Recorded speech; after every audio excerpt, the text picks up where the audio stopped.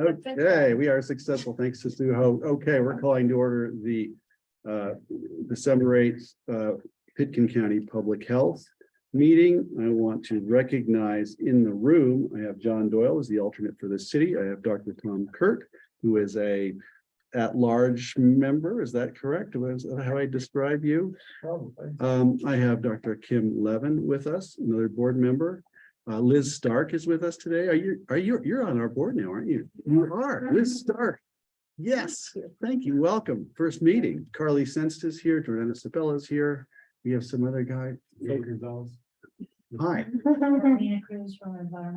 Hi, nice to see you. Thank you. Thanks for coming in. It's been a long time in person. Online, I see we have Dr. Krista Giesel, we have Thomas Fridstein, Linda Vieira, Kurt Dahl, Barry Ramberg. If I haven't seen you, we've got a quorum. Tom Dunlop's on, I see as well. So of members, we have Raleigh Backrack is on. Great. We've got who haven't I mentioned as a member of this board? If you can help me there, I have my glasses. Linda. Linda, yep, Linda's here. Thank you. Yep. I'm the alternate for Snowmass. Thank So I you, don't Tom. think Bill's there. Got it. Okay. All right, we're ready to go. I think that's a roll call. That was a roll call. Reviewing the agenda. Looks like today is going to be an interesting day. We've got a lot on our plate with retail food, childcare inspection updates, welcomes to new members, the tobacco retail license policy recommendations, respiratory disease update, medical officers update, the director's update, which will be include our schedule for 2023 meetings and retreat, and Board of Health training requirements. We'll have a round robin at the end. Next meeting date, I think, will be determined by the end of the meeting, and will be adjourned by 3:30. That's the plan. And I want to launch right into it with any corrections or comments regarding the previous minutes. I'll look to Jordana first. Anyone else? Nothing on your end. I need a motion to approve. We accept. Move. Okay, we have a motion, Dr. Kurt. I need a second. I'll second. Okay, John Doyle, second. All in favor. I'm gonna, if I can, I'm just gonna say who's opposed to this, say nay, and we'll keep moving. Okay, thank you. We've approved the minutes. Now it's going into public comment, and I just picked up a minute. I'm ahead of schedule. Do we have any public comment from nobody in the room today with us? Anyone online? Boy, quiet times here.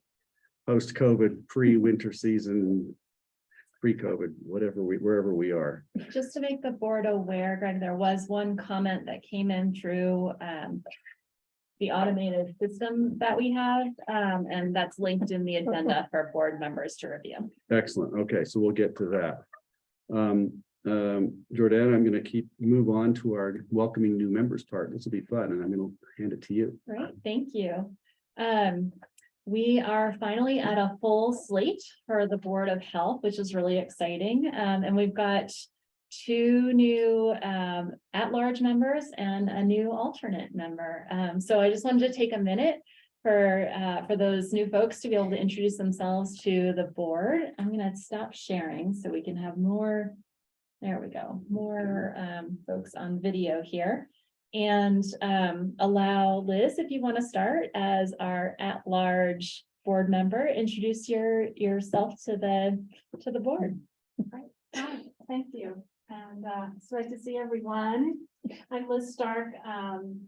I am happy to be here. I was previously the director of community health services, which, as you all know, been in a contractual relationship with Pitkin County to provide public health nursing services for quite some time. And my professional background is I'm a nurse by training, worked many years at Aspen Valley Hospital, lived here for about 35 years, and I'm married and have two adult children that fortunately live nearby. And So I'm hoping to make a good contribution to the community. Welcome. We're so glad you're here. you. So how long did retirement last for you? Well, this is not taking up a lot of my time, but I was just so excited to read all the material today and kind of get the juices flowing again. I've been retired about a year and a half. Okay, yeah, so it's time to jump Yeah, back it's in. time. It is. Thank you. I'll hand it to John next, since he's new face from the city. Hello, my name is John Doyle. I am on Aspen City Council. I'm the new alternate representative because Rachel is stepping away from public office, but I'm pleased to be a part of this board and look forward to learning a lot. Great, welcome. Glad to have you here. I've known John for 30-something years in and about town, former careers or, careers that have been sidelined. I don't know what we call our former things. We Our used to do. paths crossed many times. Yeah. Okay, I've got Barry Ramberg here. Oh, Barry, hit unmute on your You're muted. screen. Hi, my name is Barry. I am a nurse by trade, and I have lived in the Valley for 7 years. I have 2 children who went through the Aspen School here, and I have been helping Community Health Services do all of their vaccinations and helping Pitkin County do all of their vaccinations. And I'm happy to be here on the board or part of the board. Welcome. We're really glad to have you. And I just want to acknowledge the service you provided us through the COVID. You stepped up as a volunteer and really, put a lot of yourself into it. And I want to say thank you if we haven't already. You have, and you're welcome. Okay, are there any other new members I need to recognize here? Those were all That's that it. joined since our last meeting. These are our new members. Welcome, everybody, and hang on. We don't no idea what the ride's going to be like. So, yeah, thank you for stepping up. After the pandemic experience, it's amazing that we have such enthusiasm on this board, right? Maybe renewed enthusiasm now. Okay, I have it looks like a retail food childcare inspection update from CDPHE, Colorado Division of Public Health and Environment. Troy Huffman is with us, I believe, and he's the retail food safety team coordinator. Come on Yes, down. welcome everyone. Thank you. Thank you so much. I'm not sure who is in charge of advancing slides. I don't have that capability on my end. Do I just request the next slide to be moved forward? Exactly. Say next slide and I'll do my best. Excellent, excellent. Thank you so much. I want to take a moment to thank the board very much for allowing our program the opportunity to share with you some of the information on inspections that have been conducted within the Pitkin County area. We don't do any inspections in the city and county of Aspen within our program. The city and county of Aspen has an environmental health group that does those inspections. So these numbers are just in the greater Pitkin area, not including Aspen. So, and a little bit of background about our program. We do have, everything assigned by us by statute, and then we delegate some of our work. You can go ahead and move to the next slide for me. To give you an idea of some of the counties that we do directly serve in our jurisdiction, we're delegated by statute to do the retail food program, also childcares and schools. I'm directly involved with the retail food program.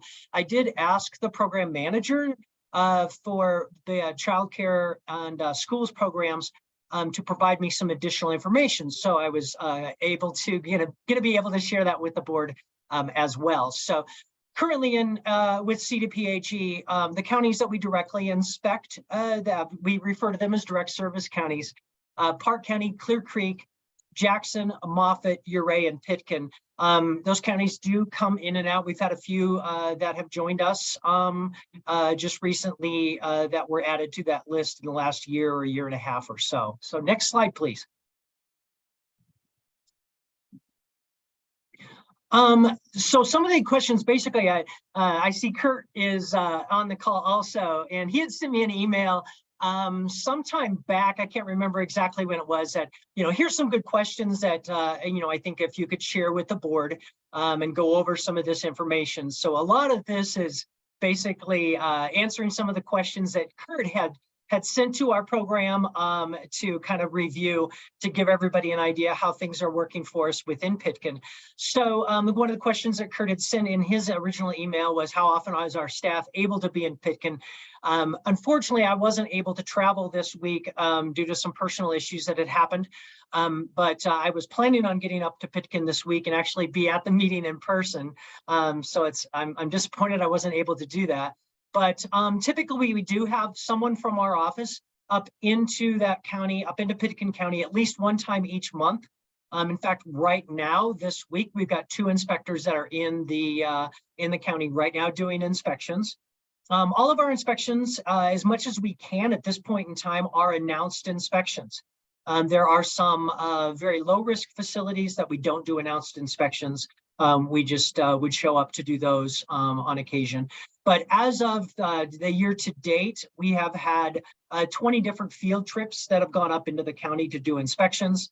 And last year, just for a point of reference, we had 17 staff trips from January 1 to January 31st. So next slide, please. Ooh, wrong button. Excellent, thank you. So another question that we had was, how many inspections are facilities averaging? So we've had a bit of a paradigm shift within the program 2-3 years ago, where we've really taken more of a risk-based approach to our inspections. We don't have a specific schedule per se. It's all driven by the risk in the facility as far as how their processes are being done. We've got some very, very large restaurants, high-end restaurants that do a process called a cook chill or a sous vide, where they're bagging a reduced oxygen environment in the packaging. Would obviously be much higher risk. The frequency of those inspections is going to be much higher. And so it's driven by not only that overall facility risk that's been identified. We look at the results of that inspection that was conducted. If they have a passing score on their inspection, then the next inspection will just get scheduled out based off of that facility risk.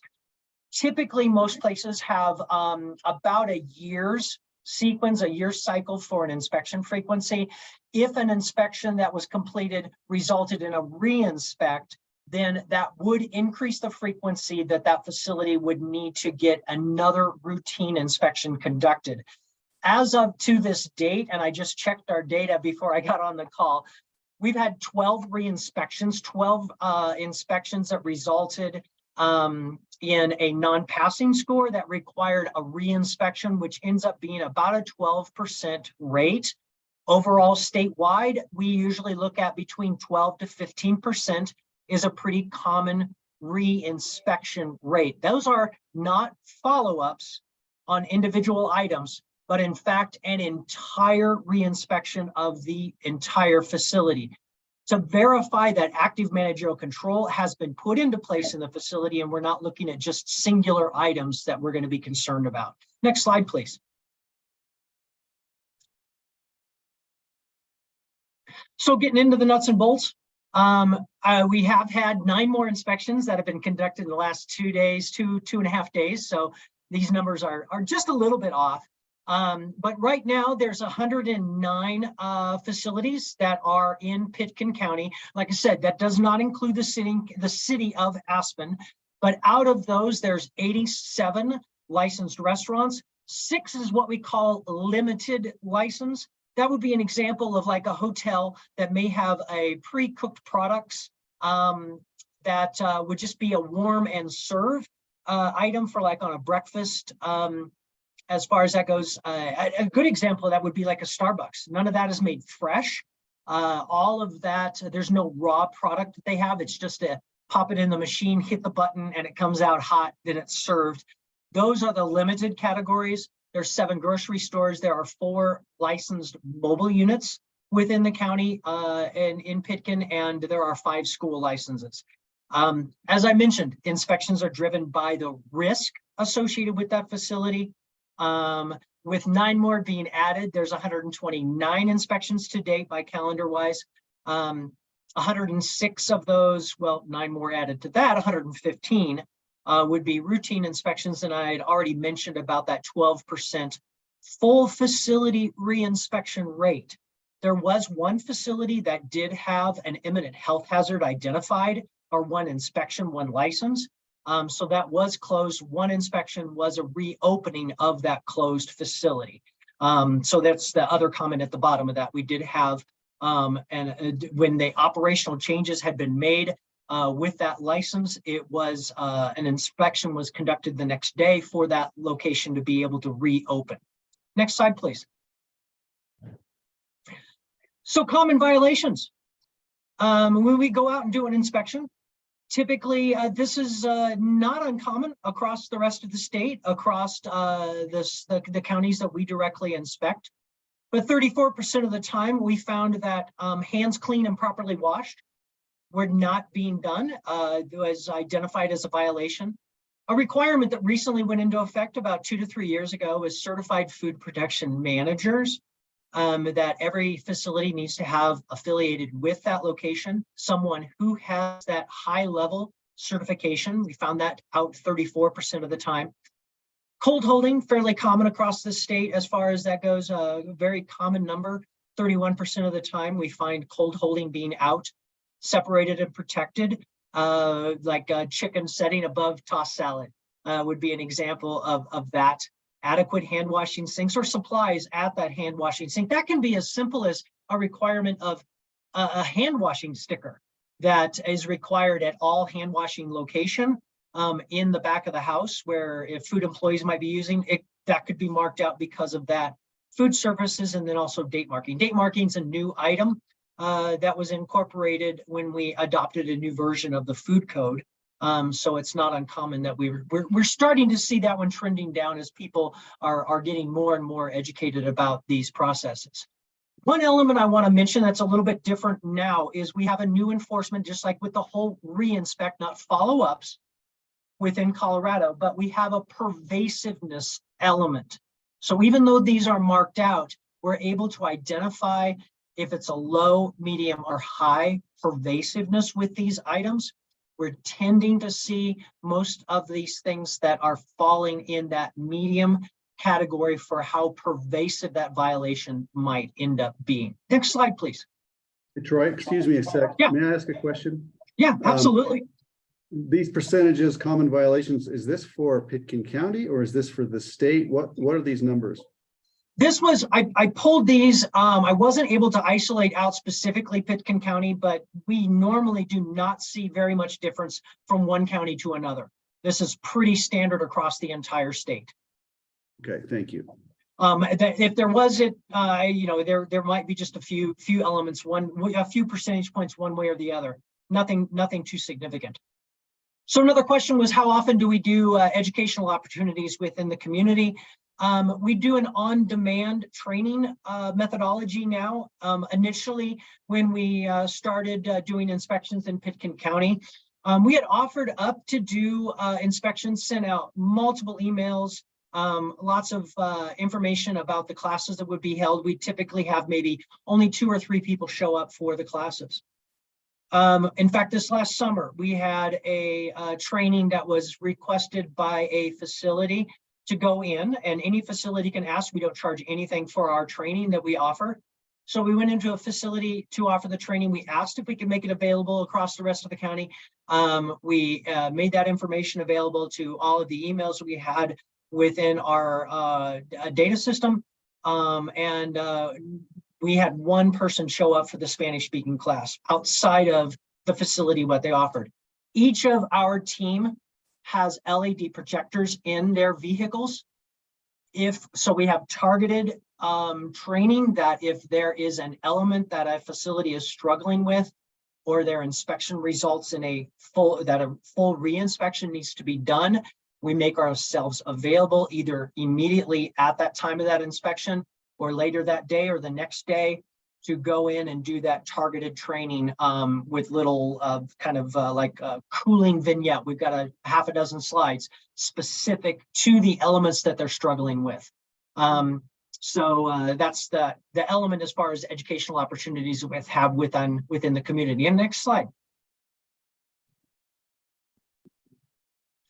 Complaints dealt with on a basis, on a complaint by complaint basis.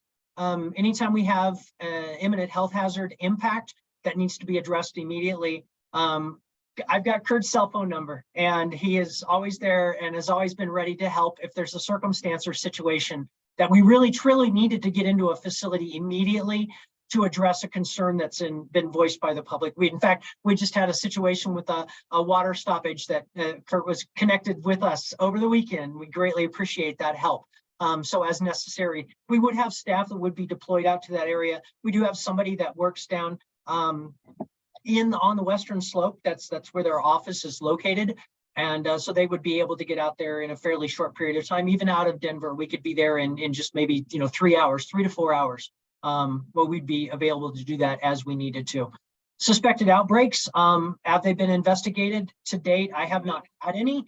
Anytime we get any reports like that, we send it to our state epi team, and then they disseminate that appropriately as they see needed, and notify us if there's any follow-up or any additional information that they need in relation to that. Next slide. So how does it take to do an opening inspection? So it kind of depends on the interactions as far as that plan review and those plan review stage processes might be. If we've got staff in the area, we have that opportunity to be able to go into a facility prior to them being able to operate. Then we'll go in and do a check on that facility and take a look at that operation. We are never going to hold anybody up. We'll do that plan review. And if we're not going to be able to have somebody in an area, we don't do that pre-open inspections. Not had any issues or problems in relation to that. And as far as like a change of ownership, if there hasn't been any, and it's a currently licensed facility, haven't been any issues that have been identified, then that chain of ownership will be approved and processed once they apply for that license to be able to operate. Next slide. So as far as program costs, that was one of the questions that Kurt had also sent in. We look at our staffing for Pitkin County to sit at about $100,000 for the program to be able to provide the services in the area based off the number of licenses that we've got and that type of information. Significant time investment that we do have in relation to the special events. You guys have this big thing that happens usually the middle to end of January. I don't know if you've heard of it, that thing called X Games. Pretty involved with that within our program, in contact with their programs, with the ESPN staff and Home Team Barbecue and the Aspen Ski Company working out of bumps within that facility. So 9 special events last year during this calendar year were specifically targeted and reviewed by CDPHE. 4 of those we were on site to do those inspections. 52 vendors were reviewed. So that's a significant time that we commit to the program also. And those costs don't incorporate the association travel to the county. That's something that we've absorbed in the past. Next slide, please. So shifting gears a little bit under the child care program, the information was provided me from the, whoops, didn't play our light bills. For the facilities, there are 18 child care facilities in the Pitkin County area. And there were 24 inspections were due in fiscal year 23. That's July 1 through June 30th of next year. Again, they also use a risk-based protocol where they take in consideration the age of the child being cared for, the number of children within the program, and the duration of the child care that's being provided within that. Out of that breakdown, there is the frequencies that are identified. 6 facilities are identified for to be getting 2 inspections per year. 10 have 1 inspection per year. 2 of them is once every 2 years. And then the information that Amy provided to me was 1 facility has not been operating since COVID, and 1 they do have is in the process of being opened. So next slide. Troy, are these just for unincorporated Pitkin County again, or is this all including Aspen and Snowmass? That answer I am not sure about. I can, message, Amy, let me message Amy and I can drop that into the chat after I get done here. And Kurt, maybe you just raised your hand. Yeah, that looks to be consistent with what the numbers were for just Pitkin County. Perfect. I'll When we were confirm doing that. Thank you. previously. Mhm. Yes, thank you very much, Kurt. I appreciate that. Thank you. And I'll confirm that. I'll message Amy and see if I can catch her and just to confirm. So, and then childcare inspections, 14 routine inspections, July 1 to present have been done up to this point. 3 pre-operational inspections were conducted, and they do have follow-ups versus the food program. We don't use the F word in the food program. We do full re-inspections, but they do have follow-ups. 10 of those were conducted. Pre-operational inspections were conducted on new facilities, or if changes were made within an existing facility that would require an approval in order for that change to have happened. And then conducted that mentions about the follow-up when there are certain specific items that were identified that remain unresolved at the time of the inspection being completed. They do those follow-ups. That's those 10 follow-up activities that were conducted. The remaining inspections that will be done, they just need to get them completed by the end of the state's fiscal year. So they will be addressed in the spring. And I think my final slide that I got speaks to the full school inspection program. So we've got the school cafeterias, which is under the retail food program. And then this is speaking to the entire school certification or the school inspections. And they've got a self-certification program where you've got 2 science labs that have actually submitted information about self-certifications. 4 general requirement self-certifications that have completed to date. And the staff expects more of those to be coming in within their program. And for any of those programs, the schools that have not completed that self-certification process, they will be arranging to get those on-site inspections in the spring. And I believe the next slide just has my contact information and Amy Gamel's contact. Yep, there we go. troy.huffman@state.co.us. Any questions specifically related to retail food or specifically related to anything, feel free to email me. I will, if I don't know the answer, I'll track the right person down and get that back to you. Specifically for the childcare in schools program, that's Amy Gamel. Is the team lead within the institutions and emerging programs unit. Right, I just thank you, have- Troy. I just have What one- questions do you I have? want to open it up to questions. I've got a list of 4. I'm sure others do as well. And since I can't see my crew on the screen, I can make that it happen. won't help to raise your hand. You're just gonna have to yell at us. But Dr. Levin has a question. I'll let her go first. Yep, no, this is just a quick clarifying question. Thank you, Troy. It's back on the same slide, Greg, that you had a question on about common violations of the retail food program. Those percentages, can you just clarify again what they are? Like hands clean and properly washed, 34%. Is that 34% of the time you found that to be a violation? Correct. When we would go into a facility, 34% of the time that was identified as something that was not in compliance. Wow, okay. That's it. That's alarming. I mean, and yeah, several of them are up around 25, 30, they're all 25, 30. Those sound like high numbers, Yeah, right? yeah, I just want to, thank you. Thank you. I've got the first question I had was, are you going to make these slides available to us so that the board They can were- share these? They They're were in the already packet. sent out. Thank you. Okay. So that's being Yes, shared. yes. You guys presented the slide. Well, somebody within the program. I did not present the slides. I sent them to you. They've been incorporated into Dana all of has your them. slides for Thank today. you. Yes, yes. I have a couple. I'm a neophyte. I'm the one, for a while there, I was the only non-medical professional on the Board of Health. And so I get to ask the really naive lay person questions.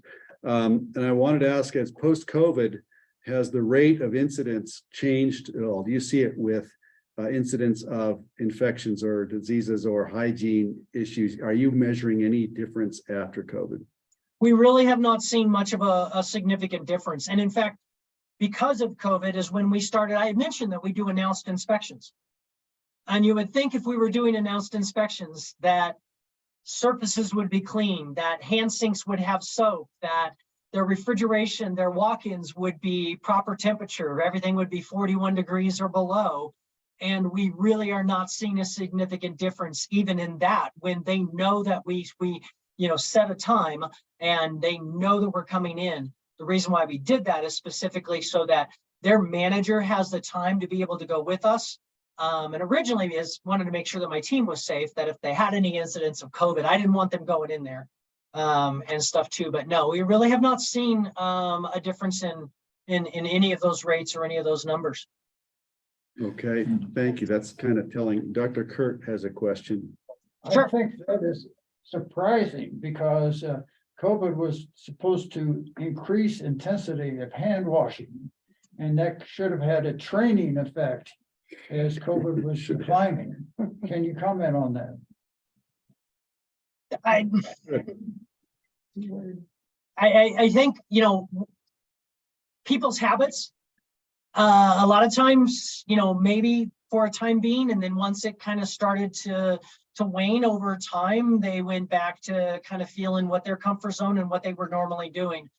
What we really see is significant, where there's a significant drop in all of those violation numbers.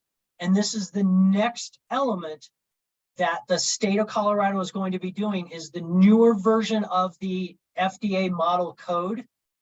I mentioned about that certified food protection manager. When there is a certified food, a trained professional in food safety that is on site at all times when the food is being prepared, studies have proven that all of those rates, those risk factors for outbreaks and interventions, things like that, are all lowered. And that is what the next iteration that Colorado is going to be adopting for the food code, that it will have that put into place as a requirement. It is a big lift for industry that's going to be moving to that. So we're going to be working with them as much as we can.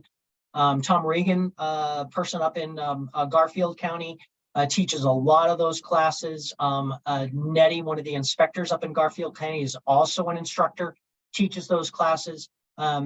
Anytime that we've got information about those, there's lots of online options for those too. But that's what we strongly encourage, is seeing that active managerial control in place.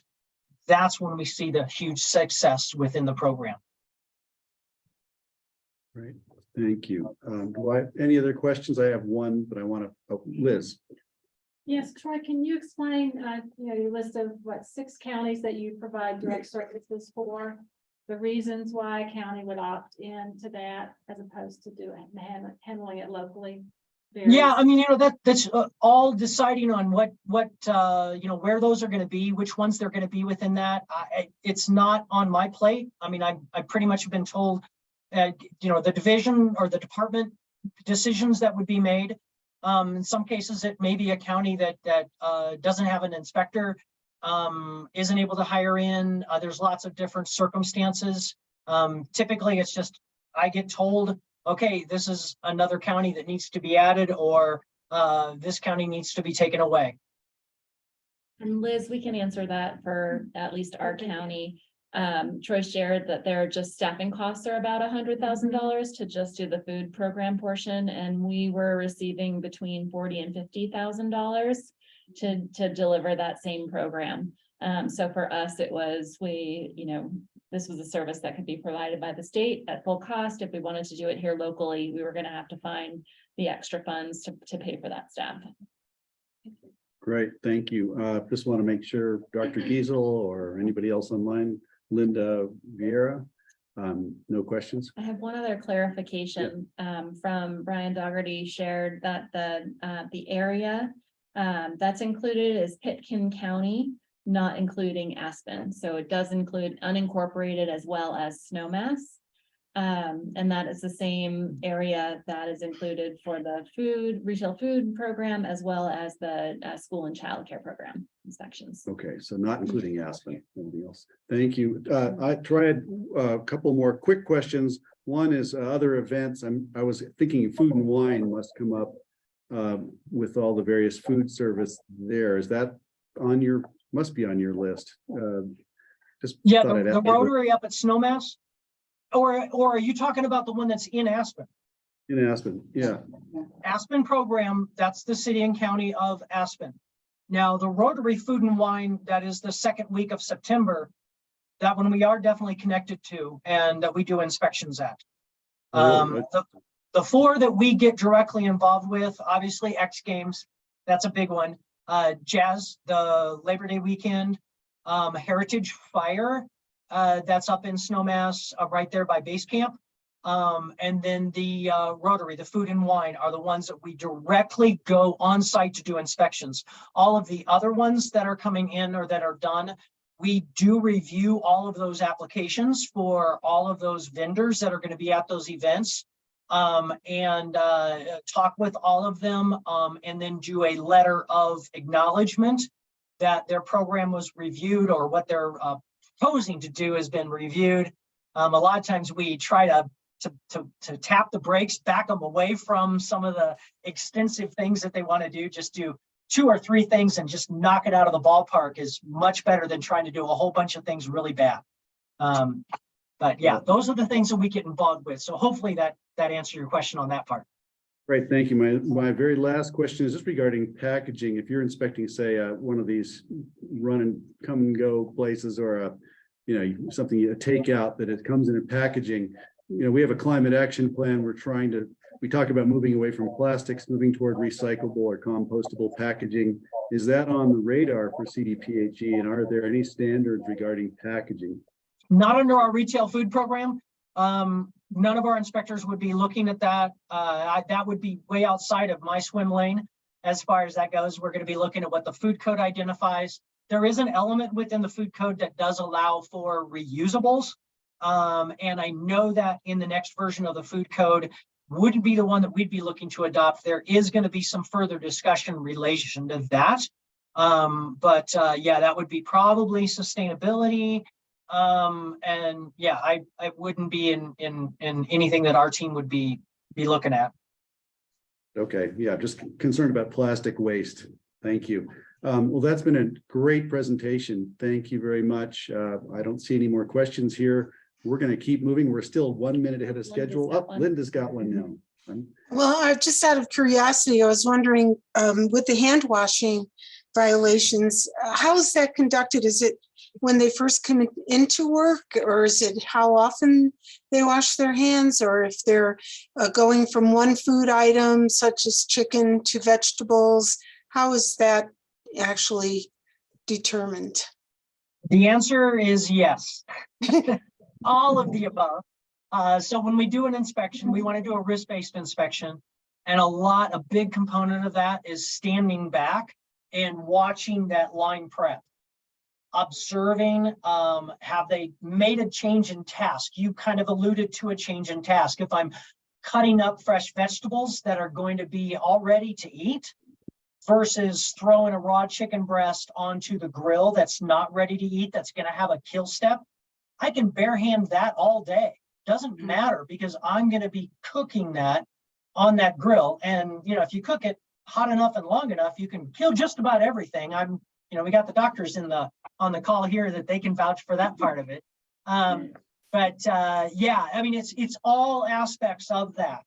And a lot of it tends to be on that line where they threw that chicken onto that grill, then they grab the bag of buns and they reach inside there with that chicken gut, meaty, bloody meat ham, and then serve the burger on that. So there's that when to wash should have happened. There's also a cross-contamination element that would have been coming into play there, as far as that piece too. So yes, it's the full gamut.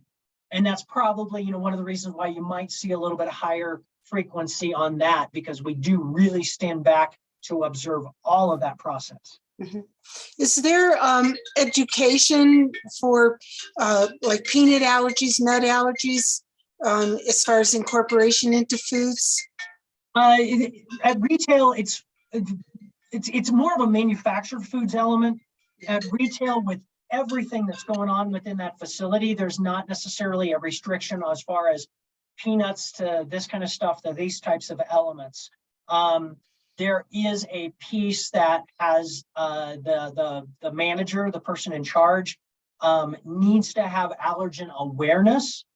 That's an element that we're going to want to make sure that they're knowledgeable of, that if someone has a concern, that they would be able to ask that. The next version of the food code does have more of a heightened awareness of those elements that are going to be incorporated into foods. If you've traveled abroad, it's very common in Europe. On the menus, identifying those allergens, that's something that the United States in the model code is going to be trending towards. Thank you. You got it, no problem. Thanks very much, Troy. We're going to keep moving here. I really appreciate you coming down. This has been really informative, and thank you so much, and hopefully we'll see you again. You're welcome. Always available. Be in touch. Let me know if you guys, next meeting, hit me up. Excellent. Thank you. Thanks, Troy. You bet. Okay, I'm going to keep the crew moving.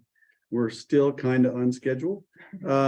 Let's see, we're going to tobacco retail license policy recommendations. Raleigh is up, and she's going to be online. Yeah, thank you. Thanks, Let's keep Greg. us going here. Thanks a lot. Yeah, we have a lot of information to get through, so I'll be quick as so next slide, please. Thank you. So I'm Raleigh Bacharach. I'm the Health Promotion Program Administrator at Pitkin County Public Health. And as Greg said, we will be looking at a tobacco retail policy proposal today. So I first kind of wanted to jog our memory and kind of help us set the stage for tobacco control policies. So here we have a timeline that dates back to 2016 when the FDA provided the framework to regulate tobacco and nicotine products.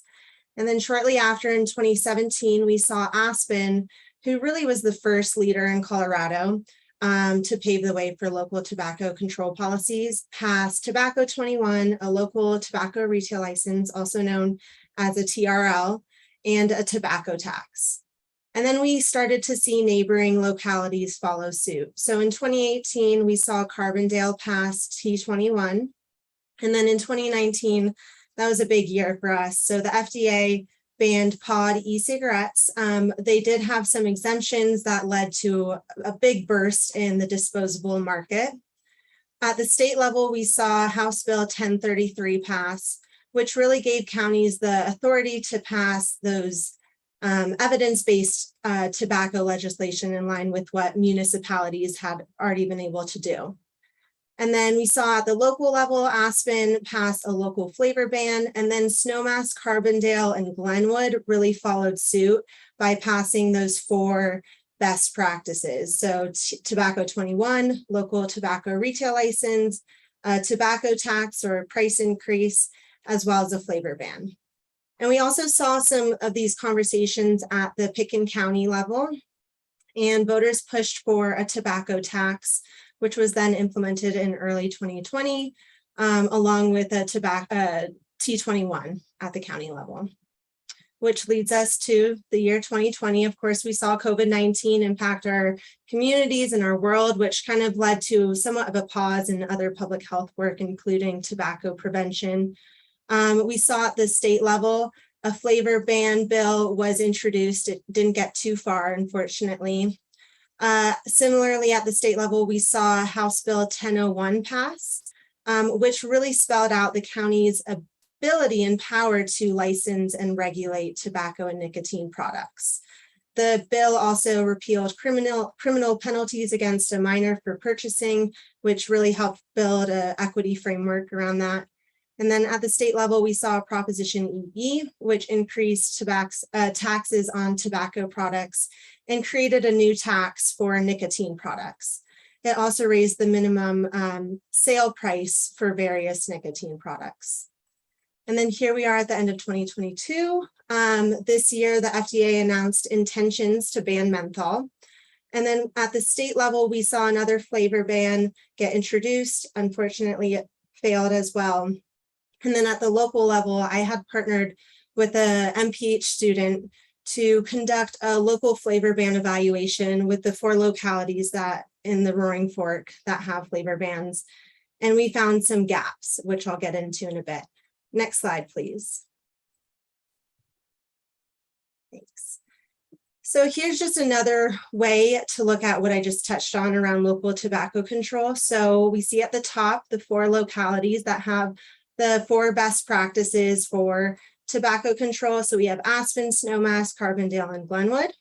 And then we in Pickens County have a price increase in tobacco 21. And today, Jordan, if you just press once, like one over, it's going to be an animation. Awesome, great. So today we are really focusing on a tobacco retail license at the Pickens County level. At this time, we don't have state legislative language to support a county's ability to pass a countywide flavor ban, or else, of course, that would be in discussion today as well. Next slide. Great. So I briefly wanted to just touch on some Colorado successes around tobacco control. As we know, starting at the local level can be the most impactful, the most effective.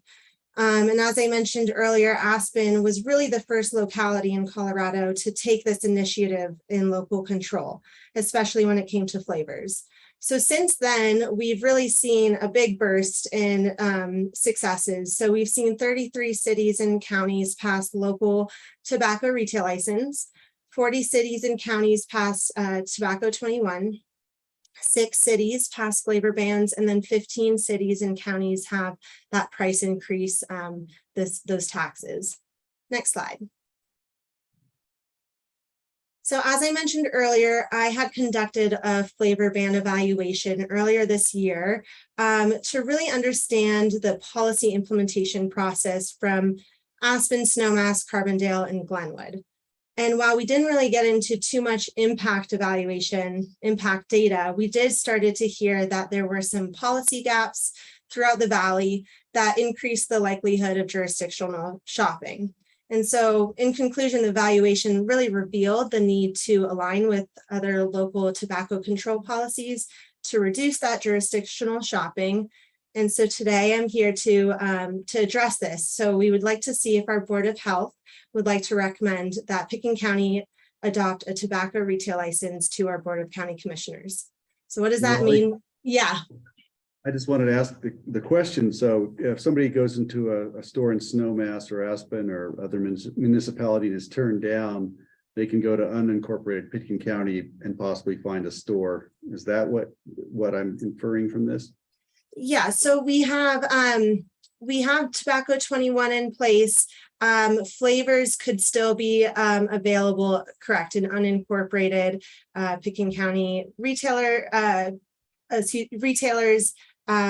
Unfortunately, we can't pass flavor bans, but yes, there might be a tobacco retail license, which I'll get into a little more in a moment, really will help build that foundation for enforcement to keep that minimum age of 21, keep the retailers accountable for that. Did that answer your question? Okay, next slide. And this might clarify what I'm talking about. So a tobacco retail license is a special license that government issues to businesses that sell tobacco and nicotine products. So similar to a liquor license, for example, and communities adopt a TRL for many different reasons. For example, to ensure comprehensive local enforcement for all tobacco and nicotine laws that affects the retail environment. Next slide. Thank you. So why implement a local tobacco retail license? So tobacco use is still the leading preventable causes of death, disability, and disease in Colorado, with more than 5,000 Coloradans losing their lives to smoking-related illnesses every year. When we look at marketing and equity or inequity, we see that Big Tobacco spends over $7 billion annually on advertising and promotional expenses in the United States. And marketing strategies aggressively target certain populations, including youth, racial and ethnic communities, the LGBTQ+ community, and women. We do find in studies that a strong license has been associated with youth being less likely to start using these products compared to a weak grade license or no licensing at all. And then licensing is an approach that will ensure that retailers operate legally, ethically, and responsibly.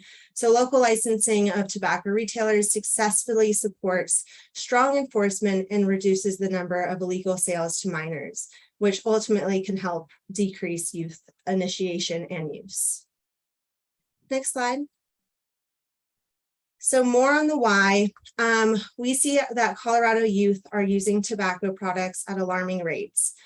So in this chart here, we have 2021 Healthy Kids Colorado survey data, and we're comparing Aspen High School data, which is in the light blue, to our Region 12, which is in the dark blue, and then to our Colorado state average, which is in that orange. And we have 3 different questions here. So the first one, all the way to the left, is percentage of students who smoked cigarettes on 1 or more of the past 30 days. And what we're seeing with cigarette use nationally is it's been declining, both amongst our youth population as well as our adult population. But we still see that Aspen, our local school district, has higher rates, and then our region does too, in comparison to the Colorado state average. And then the middle question, the percentage of students who used an electronic vapor product in the last 30 days, we're seeing that we're almost 15% higher than the state average. And then still the Region 12 that we're in does have higher rates than the Colorado state average. And then the last question we have is percentage of students who feel like it would be sort of easy or very easy to get these products if they wanted to. And we're around a 70%, which is why it's so important today to see if we could get a recommendation from our board to start working towards a tobacco retail license. Next slide. So looking more at some local data, this is specifically looking at Aspen High School data and comparing the Healthy Kids Colorado survey data from 2017, 2019 to 2021. And obviously we're seeing a decline from 2017 to 2019. And then there's been a plateau from 2019 to 2021. But if y'all remember, jogging our memory back to the timeline, 2019 was a big year for local control and tobacco control policies. So we might be able to conclude that some of those efforts around local control is reflected in this local data here. Next slide. Awesome. So quickly wanted to touch on nicotine in the adolescent brain. So nicotine is one of the most addictive substances known, and kids are particularly vulnerable because the brain continues to develop until about age 25. And so when you use e-cigarettes, nicotine is quickly absorbed into the body and goes directly to your brain. And the reaction is that it stimulates pleasure in the brain. And the chemical has a negative impact on the adolescent brain and can cause, withdrawal and disruption of the development of the brain circuits, including control and learning.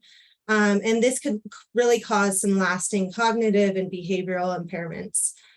Additionally, vaping is a predictor of future cigarette smoking, studies find.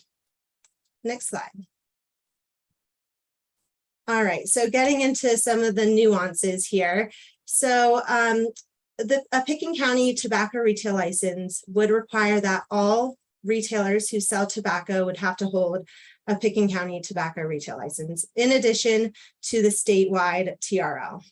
The license would specify a fee and penalty structure, retailer education, signage, age of clerk, some point of sale strategies, and the basis for enforcement such that a license can be suspended or revoked for non-compliance of the policy, such as underage sales.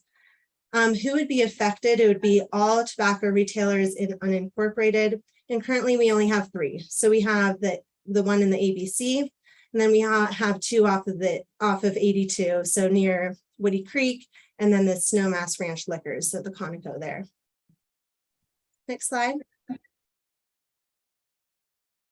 All right, so in addition to what I just spoke to, which seems to be a pretty simple tobacco retail license, there are options to include point of sale options and point of sale strategies. And Jordana, if you just click one more time for another animation, great. So the top 3 here that are in that green box are the strategies that Pickens County Public Health recommends to incorporate in a tobacco retail license for Pickens County. The other 2 I won't get into very much. They're not as effective. They're not as equitable options. So the first one, capping or limiting the number of retailers. So as I mentioned, Pickens County currently has 3 tobacco retailers, and implementing this type of strategy would guarantee that the county could only have a certain amount of tobacco retailers and therefore would continue to create limited access to these products. We at Pickens County Public Health would recommend that there is a cap of 3 tobacco retailers. Going on to the next option would be product placement. So there's evidence that shows that point of sale display bans, such as prohibiting retailers from displaying tobacco and nicotine products in visible locations, have led to a decrease in youth and adult smoking prevalence. And so an example of this could be keeping nicotine and tobacco products in secure staff-only locations, such as store offices, really kept out of the view from a shopper. And so there's currently no state requirements around product placement, except that products cannot be sold or offered via a self-serving option, such as a vending machine, for instance. I do want to point out that we recognize that this could be a burden to our retailers, having to move a lot of product somewhere that wouldn't be visible. So just want to shout that out. The last one we would recommend would be restricting tobacco advertising. So studies have found that exposure to tobacco and nicotine advertising can influence the perceptions youth have on these products. Right now, Colorado's law states that it prohibits an electronic smoking device product that is visible from outside the store, but there's no language in the state statute about in-store advertising. So Pickens County Public Health would recommend restricting the place and manner of tobacco and nicotine advertisements, including restricting all in-store tobacco and nicotine advertisements. That was a lot. We can go over that in more detail if anyone has questions after my presentation. Next slide, please. All right, so this is kind of the suggested specifics of the license. So there would be a licensing fee. It would be equal to the cost of the enforcement. And we're looking at other localities. So we see Basalt has about a $275 annual fee, Aspen about $500. So looking at that, that's getting into the nuances. And the license would be renewed annually. We would specify the minimum age of the clerk. And then the tax and flavor ban, it's not in green because we already have a tax in place and we cannot pass a flavor ban at this time. Enforcement really depends on what our partnership would look like with the Sheriff's Department if we were to move forward with this policy proposal. And then we get into a penalty structure, including a first offense, second offense, third offense, and fourth offense. And, you know, having that option of suspension or revocation at the third or fourth offense. Next slide, please. Awesome. So implementation, consistent education and enforcement is essential to ensure tobacco retailers are in compliance, and which hopefully can yield to lower smoking rates. Processes would include clear, equitable, and far-reaching communication to all of our community members. And then rules and responsibilities would be clearly defined to ensure successful implementation, evaluation, and enforcement. When we look at the enforcement side of things, it would ensure that the requirements of the license are maintained, especially regarding sales. Inspections could possibly include partnering with an underage purchaser to spot check retailers It also supports retailer accountability and good business practices while demonstrating that the county does take these regulations seriously. Minor in possession and possession, use, and purchase of tobacco products by minors are not effective, not equitable, and not recommended by Pitkin County Public Health at this time. And then partnering with Colorado's Department of Revenue, Liquor and Enforcement Division would be essential because they at the state are also doing their statewide tobacco retail license inspections as well. Next slide. Quick Yeah. question on that. Have you taken to the sheriff's department yet? Have they been brought into the loop on this proposed policy yet? We've let them know that we're talking with the board today, and I have to schedule a time to connect with them further. Got it. So we're planning to bring them up to speed. Yes, of Thank you. course. Okay, great. Keep going. All right. Only a few more slides. So, prevention, intervention, and treatment, these are all other activities that are being done by public health, myself, the schools, school districts. But policy is a really critical part of the puzzle. It's important to have a local tobacco retail license in addition to the state license, since we know local policies can really create the most impact. Our license could possibly go beyond state efforts, such as those point of sale strategies. And we know our community best, so it's best to start from local. Next slide. All right, so in summary, this is kind of what I just said in one slide, but the recommendation that we're looking for today is that Pitkin County Public Health proposes to our Board of Health to consider recommending a countywide tobacco retail license to the Pitkin County Board of County Commissioners.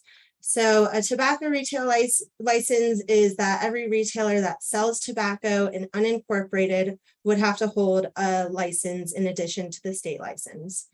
Again, we would look at the license would specify signage, age of clerk, required training, a fee and penalty structure, and then possibly some of those point of sale strategies, such as capping number of retailers, product placement, and restricting tobacco advertising.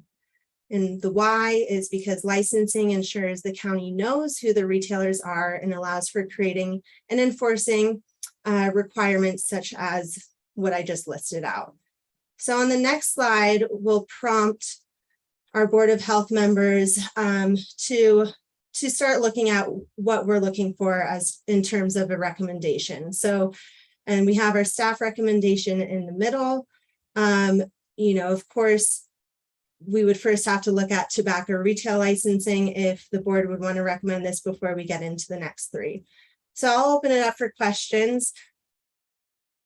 If I could, I want to throw the first one, which is one of the criteria that I see we have not included would be proximity, 500 feet from a child care facility. Is that right? We're not thinking of including that.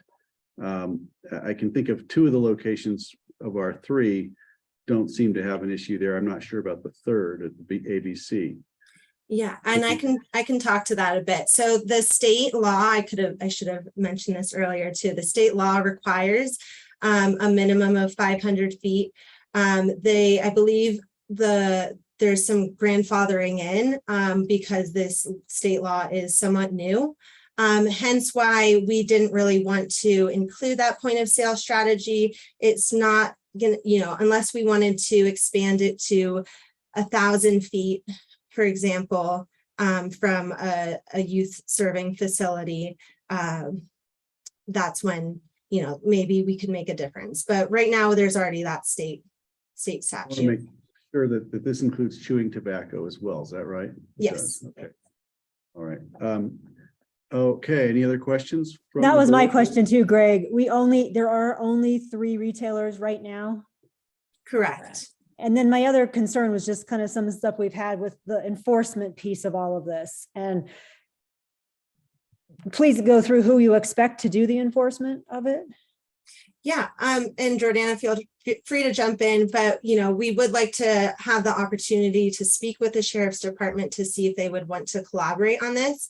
Other counties Even localities we've seen take on this initiative as well. So local public health agencies could do these enforcement processes if we need to.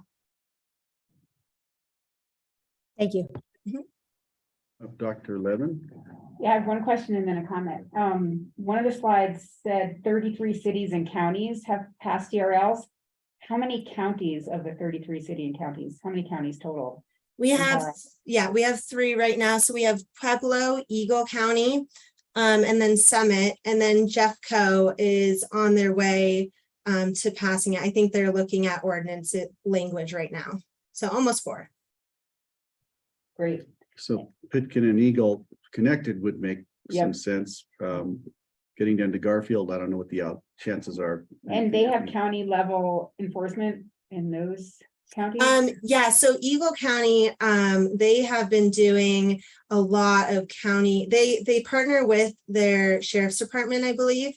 But they are just did a new process involving their compliance and enforcement checks, and seem to be doing really well and very successful. And then Summit County, they do it in partnership with the sheriff's department as well. And then I think Pueblo, oh, sorry. I was going to mention, Go ahead. I was going to mention that Pueblo, they were actually looking into deputizing a public health professional to do that. That's great. Okay, Yeah. when you speak to our sheriff's office, you'll have the information about the other cooperative situations. I'm happy Thank to you. go through that. Liz, did you have a? Oh, yeah, I just had one comment too. I want to thank you so much for picking this up. I was part of spearheading the 2017 Tobacco 21. At that time, the TRL was a critical piece to the enforcement of it. And so things have come back, and Raleigh, I want to thank you for everything, being so detailed about it and really going forward with all this. I have full support of it. Thanks, Dr. Levin. Great. Any other questions, comments, Liz? Raleigh, do the recommendations that you're making for Pickens County align with all the other municipalities? Aspen, Carbondale, up and down the valley? So we do not see any of these point of sale strategies. So capping the number of retailers, product placement, and restricting tobacco advertising. That is a first for any county locality in the state of Colorado. But a tobacco retail license is in Aspen, Snowmass, Carbondale, Glenwood, Eagle County. So that general licensing is a best practice that we know. So for the, I'm sorry, for the Aspen TRL, Mhm. will that work in relation to a county TRL? In terms of what the expectations are and the enforcement of that? So if I'm understanding your question correctly, we would, there are unincorporated TRL, if it were to be passed, would not impact Aspen, Snowmass, or Carbondale. It would just impact the unincorporated areas. Did that answer, Liz? Thank you. And then Dr. Kurt. I'd like to compliment you on the superb details and research presented. And as well, I was working on the vaping Colorado 22-1064 and your efforts on that. I have a question about 3 retailers. I think there's going to be pressure potentially for more retailers. And how could that be handled? I know I don't think the Redstone area has been mentioned among those. So that would be something I would be willing to move approval of this, just to put it on the table so we could have a vote for the entire motion. So this is a motion to approve The entire this package. recommendations of Raleigh Bacharach. We have a motion. We could entertain a second. And then we would open it up for further discussion. So we're not prohibited from having discussion if just want people to understand that. So I'll ask my board if anybody is ready. I would to second that. A second from Linda. Okay, further discussion. Tori's got a hand up. Thanks, Tori. Great. Hi, guys. Apologies. I've had a couple incidents today that prohibited me from joining the meeting on time today. Yeah, I just had some questions as well along. This is, all of these are related to unincorporated Pickens County only. The 3 retailers would be in unincorporated Pickens County areas only. Then I had a question about product placement. Is that currently the way that it is dealt with, or are there places that have tobacco products out in the grab and go areas? And then I don't quite understand restricting tobacco advertising to no in-store ads. So anyway, just a couple of questions around this. And then is the motion that is on the floor right now, is the motion to accept staff recommendations, or is the motion to move forward with all of the recommendations? So I can start answering some of those questions, Tori. So the first one, it would just be unincorporated Pickens County tobacco retailers. Currently, we only have 3 that are selling tobacco products. And that does not include Redstone. They just went under new ownership a few months ago, and they decided not to sell tobacco and nicotine products. So only of those 3 retailers that we know of are selling an unincorporated. As far as product placement, like I mentioned, this could be a burden because this basically would say that there could be no products visible to customers. So they would be moving these products to maybe an office staff only location. There is state law that does not allow kind of like a vending machine. So it's not like you can just pick something up. It still will be over the counter if we were not to pass a product placement strategy. And then the restricting of the tobacco advertising. So currently the state has no e-cigarette advertising that's visible from outside the store. This would mean that there could be no advertising of tobacco and nicotine products within the store. So once you stepped in, you can't see any of these ads. Did that clarify anything, Tori? Yes, very much so. It sounds to me like there's still a little bit of conversation to be had, perhaps. You know, I don't want to minimize this by saying that we're only talking about 3 retailers, but we're only talking about 3 retailers. So connecting with them and making sure that anything that we want to implement here is achievable is great. Thank you for the info. Thank you, Tori. Good point. Other questions, other comments? Dr. Levin? I just have one more. I also want to applaud you for taking these 3 extra steps that haven't been taken before. They all seem very reasonable and focused on the goal of protecting health and limiting an addictive substance. So I'm in support of all 3. Thank you. So we have a motion and we have a second on the table to adopt this, or for the Board of Health to approve it. So what happens after that? Then the process, we still have to bring the sheriff's office in for that conversation. And then, of course, it needs to come back to the Board of Commissioners. I'd like to see anything we do here become successful. And I want to make sure that we aren't getting ahead of ourselves if the retailers need to be contacted or if there's some other extenuating circumstance. So how would you think we should address that? I presented the motion to open it to discussion. And so I'm willing to accept any amendments. If people agree on an amendment, it's open for discussion. That's a point of clarification. So this is something that we would send as recommendations on all these matters to the county commissioners for really full approval and implementation, correct? Exactly. And then, you know, Krista and Greg, to your points, if there are, and Tori's point, if you'd like us to go out and speak with the retailers before bringing this to the BOCC, you know, we can take pictures of how everything is currently displayed and what that would mean.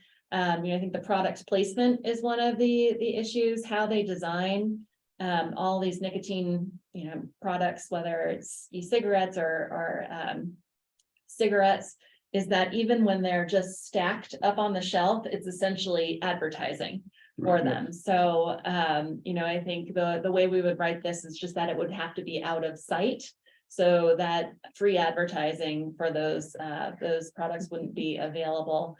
But to your point, Tori, making sure that we're working with the space, that a lot of these retailers have limited space and places to put these things. Right. I wanted to ask just about, it's talking about interior advertising. Does that mean they can put a banner up above the door that says cigarettes outside?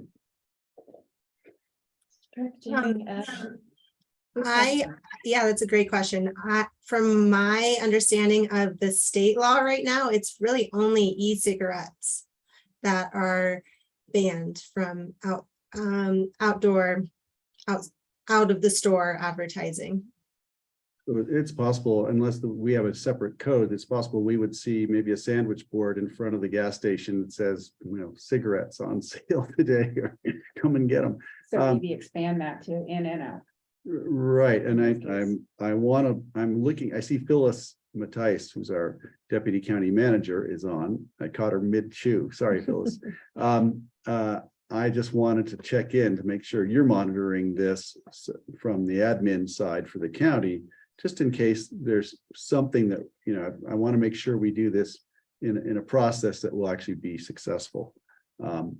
So I think what we have is a recommendation that we move forward with the check-ins we've discussed. Are there any other things that we would like to check in on with admin or anyone else before that we need to add as an amendment to this motion? I don't see anything. You're not waving at me. So, okay, I'm going to call the question then on this. All in favor?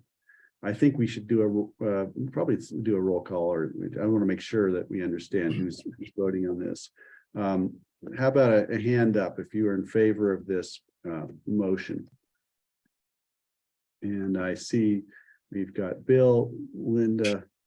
Can you clarify again? What the motion is to send the recommendations to BOCC?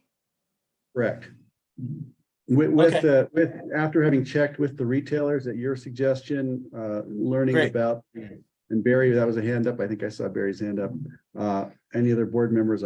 Linda, Tom, okay, I see there. Thank you. So it passes. Liz's hand up. Okay. Your hand was up. I'm not a voting member. You're not a voting member. No. Kim doesn't Thanks for vote. reminding me. Oh, right. You're the medical officer. We get one But we do listen to you. vote per municipality. So Greg, you get a vote, Jordan gets a vote, and Bill gets a vote. So you're keeping track for me. Thank you. Had to show up. Yeah, just as John was about to make his big entrance. And I had included the 3 retailers or capping as part of discussion as Okay, it goes to the BOCC. and I think your reason for that was let's cap it now, so we don't have a rush on applications. Is that what you were concerned about? Political issue, and I want to see that handled by politicians, other people to help. Let's change. Come here. We know what Tori's up to. Hey, Tori. We know what you're doing. Tori, see, we're hearing you and little Tori too. Honestly, I think that might be the only biggest Very nice. contentious issue of this is capping. I see that as being something that comes up from the BOCC, but. Maybe not. And the BOCC will have Stay there. Come here. decision. Tori, you have to mute if you can hear us. Oh, I can mute him. maybe? Oh, you can mute him. Jordana's muting you, Uh, as much as entertaining as that is. And so I think the question, ultimately, this is a recommendation that goes to the BOCC. So, understanding that it will be dealt with in that arena for the final decisions on, whether this is pursued or what the components are. But what we're looking for today is really the does the Board of Health recommend these elements in the TRL? Yes.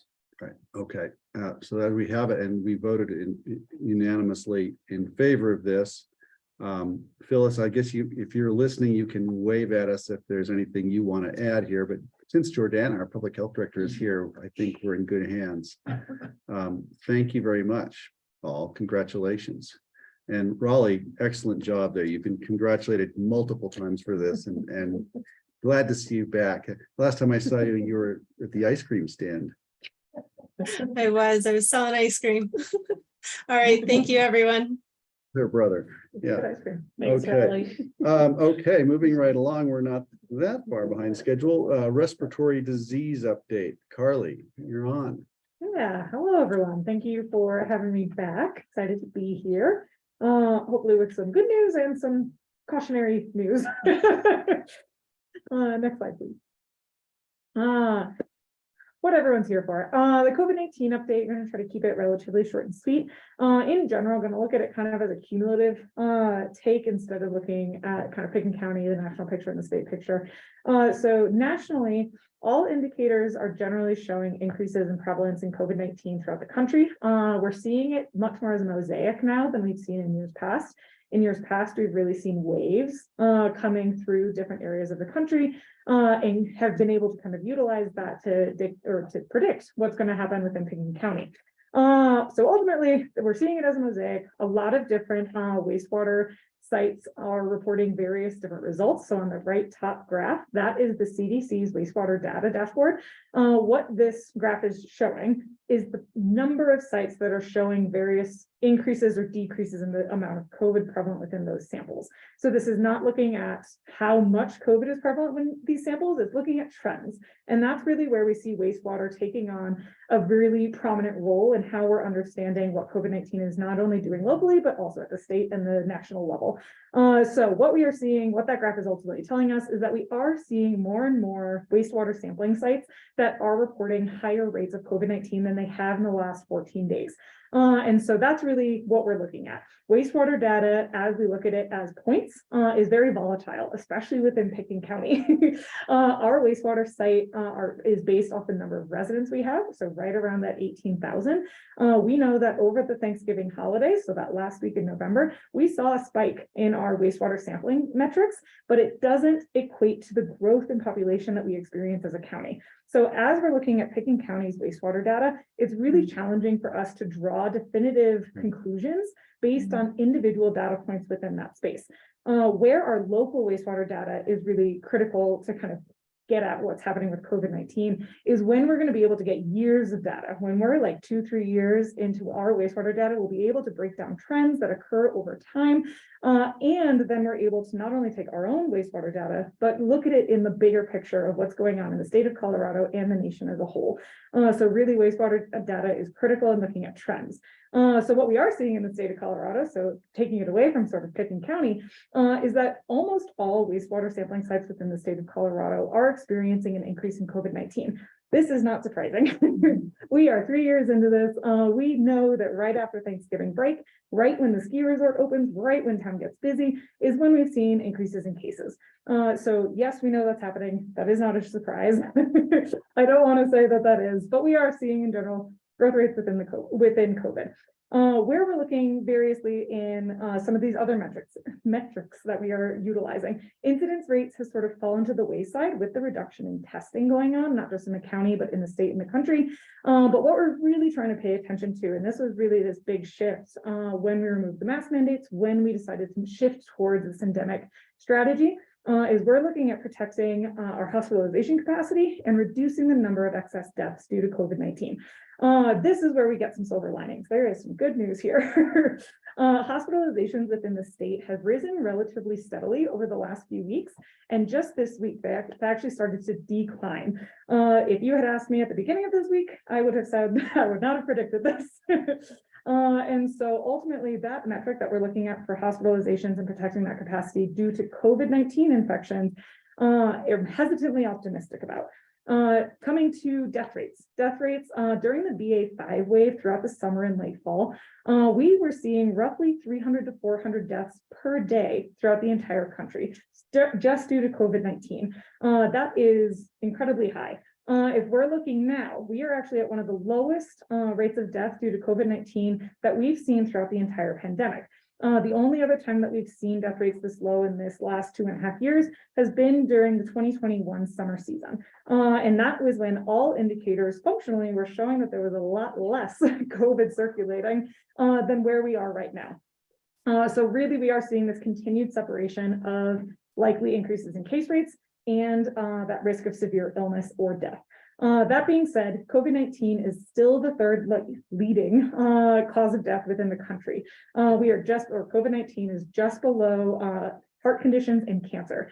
So really don't want to underplay. So yes, this is good. Yes, we're seeing improvements in this metric, but we are still incredibly high. There is still quite a bit of risk. And we'll get into a little bit later that it's not just COVID-19 now. We are talking about a lot of other circulating pathogens that are occurring, not just locally, but throughout the country.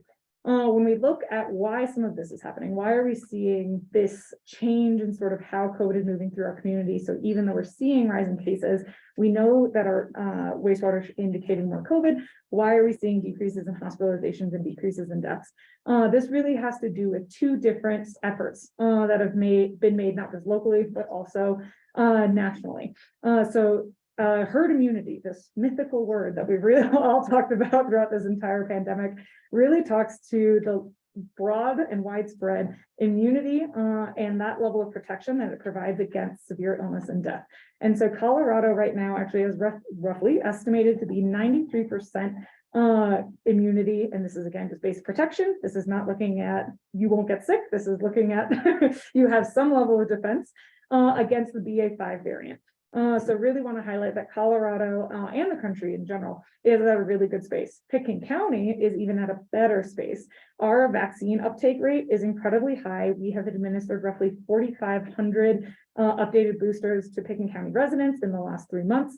That's huge. So our vaccination rate within the county, as ever, is really high. So our community immunity to COVID-19 and these incoming variants is quite high. It's nearly impossible to say how that we can't predict out how that will impact hospitalizations or deaths, but we know that the more immunity we have, the better protected we are. The other flip side of this is how do we reduce that death rate? Is looking at those prescription-based antivirals that individuals who test positive, who are eligible, and who are at higher risk can go access those through their physicians.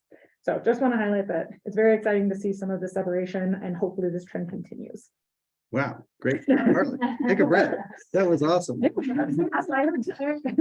Complete, very dense data download there. That's right. Thank you. And we're doing great. Regarding the wastewater testing, first I just wanted to call out Dr. Kurt, who brought it up so early in the pandemic that this would be a valuable thing. My question was, what other pathogens can we detect in wastewater? Are we looking at flu or other RSV, for instance? I don't know what else can they find by looking in that. We can find almost anything. We can find almost anything. There is not funding to find almost anything just yet. Again, the silver lining, I don't want to say that COVID is a good thing, but there are some silver linings where a lot of the COVID funding did go to building out this infrastructure. This didn't exist before the COVID-19 pandemic. And the Colorado wastewater cooperative, sorry, Kurt, if I'm mispronouncing that, the wastewater cooperative, so the organization with CDPHE who oversees the wastewater sampling, actually just won a really large award as a center of excellence for public health monitoring. And so the goal, the hopeful, is that as this continues to gain popularity, as this continues to gain importance, that it's not just going to be able to be used for COVID-19, even though it's very helpful there. Hypothetically, in the future, we could absolutely use it to look at RSV, flu, other circulating pathogens. Wastewater sampling is what allowed New York to identify the polio outbreak earlier this fall. We could even take it so far as to look at opioid rates within wastewater samples. So it's a very powerful tool to Dr. Kurt's excellence. It really is going to be a growing importance, and it is incredible. It's going to just continue to really play a role in how we operate in the surveillance way at looking at what's going on in the community. Once we get our multi-year baseline data, so we can that's what we're hoping for. Extrapolate for the population increases and decreases. And we're getting nicotine is in there too, right? Nicotine is measurable. It can be, yep. Got it. Okay. Wow, this is fascinating stuff. I don't want to get any, I think we need to keep moving, but that was great. Is that, are you finished? Oh, no, you got here. Your brevity is the soul of wit. Second, he hasn't covered the end of free testing and vaccination. Oh, she see, okay. So you Here we go. you caught me. I thought you were done. That's very important. Yeah, it is Very important. Okay, Here we go. sorry about that. Done. Continue. We got a few more things to go through. I just wanted to take this space and kind of go over some of the changes that are happening with the COVID-19 response plan. So from the beginning, then, as Dr. Kurt pointed out, free testing and free vaccinations are coming to an end. They are currently slated to expire. Those contracts that the state has had with those providers is set to expire on January 1st. So come the new year, those community testing sites that we've come to know and love at the Aspen Airport site, as well as those mobile vaccination buses, are due to end. There are rumors that they may get extended, but I really want to highlight that if it's not the 1st of January, it's going to be soon thereafter.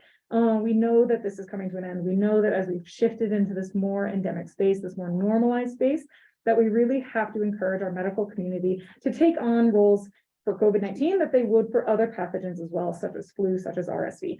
So really trying to normalize this. And I just want to highlight also that especially with that testing, it was such a critical tool. We have seen naturally a decrease in the interest in testing. So they're operating at roughly a 10 tests per day, give or take. And so we haven't gotten into our incredibly busy season just yet. We know that's going to increase.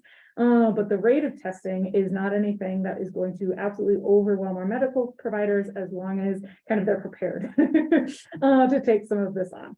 And really shifting this from anyone who develops symptoms go seek a test. That's been our motto for 2 years. Now we're really looking at testing as a pathway to treatment. So testing as a way to access those prescribed antivirals in order for those higher risk or eligible populations. So a transition again into this more normalized space. This is what we operate out of for flu. This is what we operate out of for a lot of communicable diseases. It's really just trying to build this into the pre-existing system.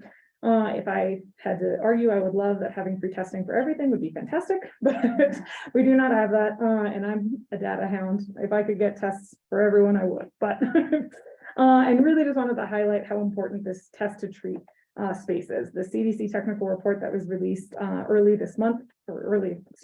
last month, my bad, time flies, really highlighted that the United States continues to have an excessive amount of deaths due to COVID-19.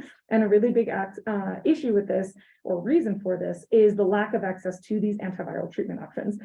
Is that there's not only minor contraindications for some of them, but also individuals who just don't have primary care physicians or don't live near a pharmacy that's able to distribute them. So really trying to encourage our community and our medical providers to continue to prescribe these antiviral treatments for anyone who is eligible. So really want to highlight, I think our community is very good at this, but just want to highlight the importance of that.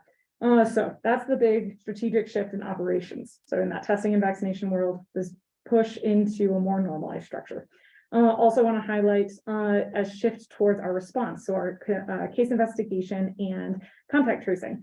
And so we're moving again to a much more normalized space. Our priority populations continue to be our schools, continue to be our long-term care facilities, any area that services individuals experiencing homelessness. So we do continue to have points of contact with those higher risk populations, but really moving towards, again, this flu and RSV sort of space, where we want to maintain our capacity to respond to outbreaks within these high risk settings, but are not going to continue to do that case investigation for every case that gets reported to us. I just want to highlight that that's kind of a big shift that's going to be coming in this next year. Question, Mhm. very briefly, and I need to keep us moving because I'm going to have to leave here exactly at 3:30. So we're going to end this at 3:30 regardless. Only warning y'all. The quick question is, when the vaccinations go away, what do we expect the cost of a vaccination to be?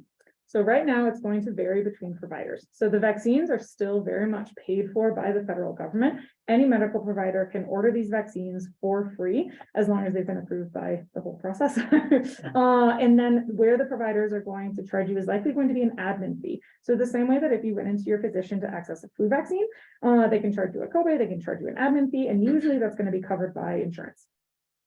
Somewhere under Insurance $500. usually covers it.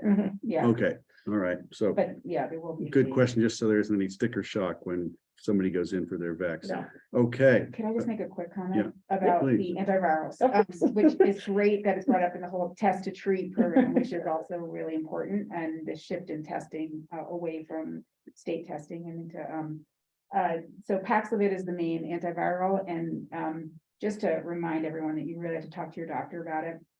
There's many drug interactions with it, people who have, their kidneys are impaired in any way, so there's lots of different things that need to be, see if you qualify for it first. And it's also really only for people who have COVID, so you're gonna have to say that you have a positive test. And it's not for a travel type of medicine to have on hand, just in case you get it and you're traveling, which I think a lot of pharmacies are seeing locally. So they're trying to control it and stay by the rules, which is positive COVID test within 5 days. And then you really need to qualify and make sure your other medications don't interact with Paxlovid. There's a lot of interactions. No, thank you It for can be that. dangerous. great, thank you for Just a that. Little warning. Yeah. Just Question, a quick comment, insurance will cover it, but the uninsured will be directed to That is a good question. where? Absolutely trying to figure out how to assure that we have coverage, for all, especially our high-risk populations who don't have access. And it also very much depends on how the federal government and the state government are gonna handle that.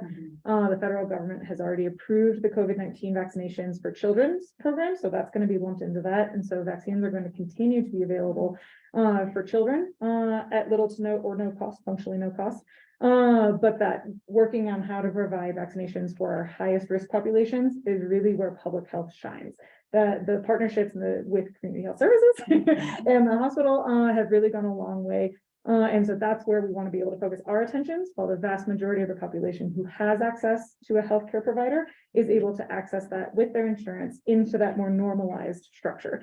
Public health really should focus, in my opinion, and our best way of protecting those high-risk populations is to have us focus on how to provide vaccines for that demographic. Yeah, and I think community health services, talking with Lori Cohen, they are going to continue to provide COVID vaccines as part of their normal regimen now. So in a limited way, but targeting and focusing on that population. Absolutely.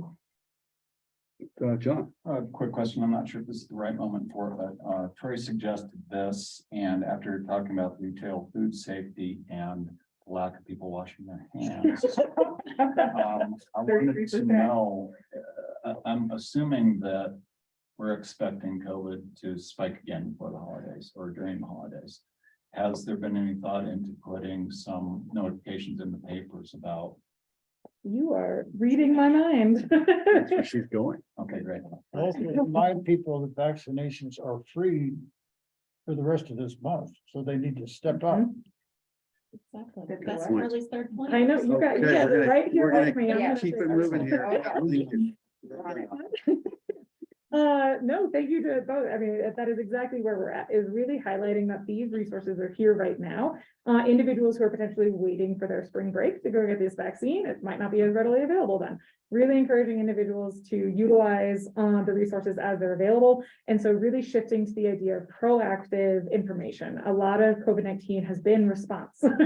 And so really moving to this space where encouraging individuals to go get vaccinated, go get tested if they're sick, being aware of their masking, being aware of their risk levels, and really looking at our target populations of schools, of our visitor populations who might not know where those resources are, or might come from completely different countries who don't know how to access medical care here, as well as targeting our employer and employees, because we know that that's not just Pickens County residents. We know that we have, our network is wide. And so really working to make sure that individuals who need to know how to access care, or vaccination and testing resources.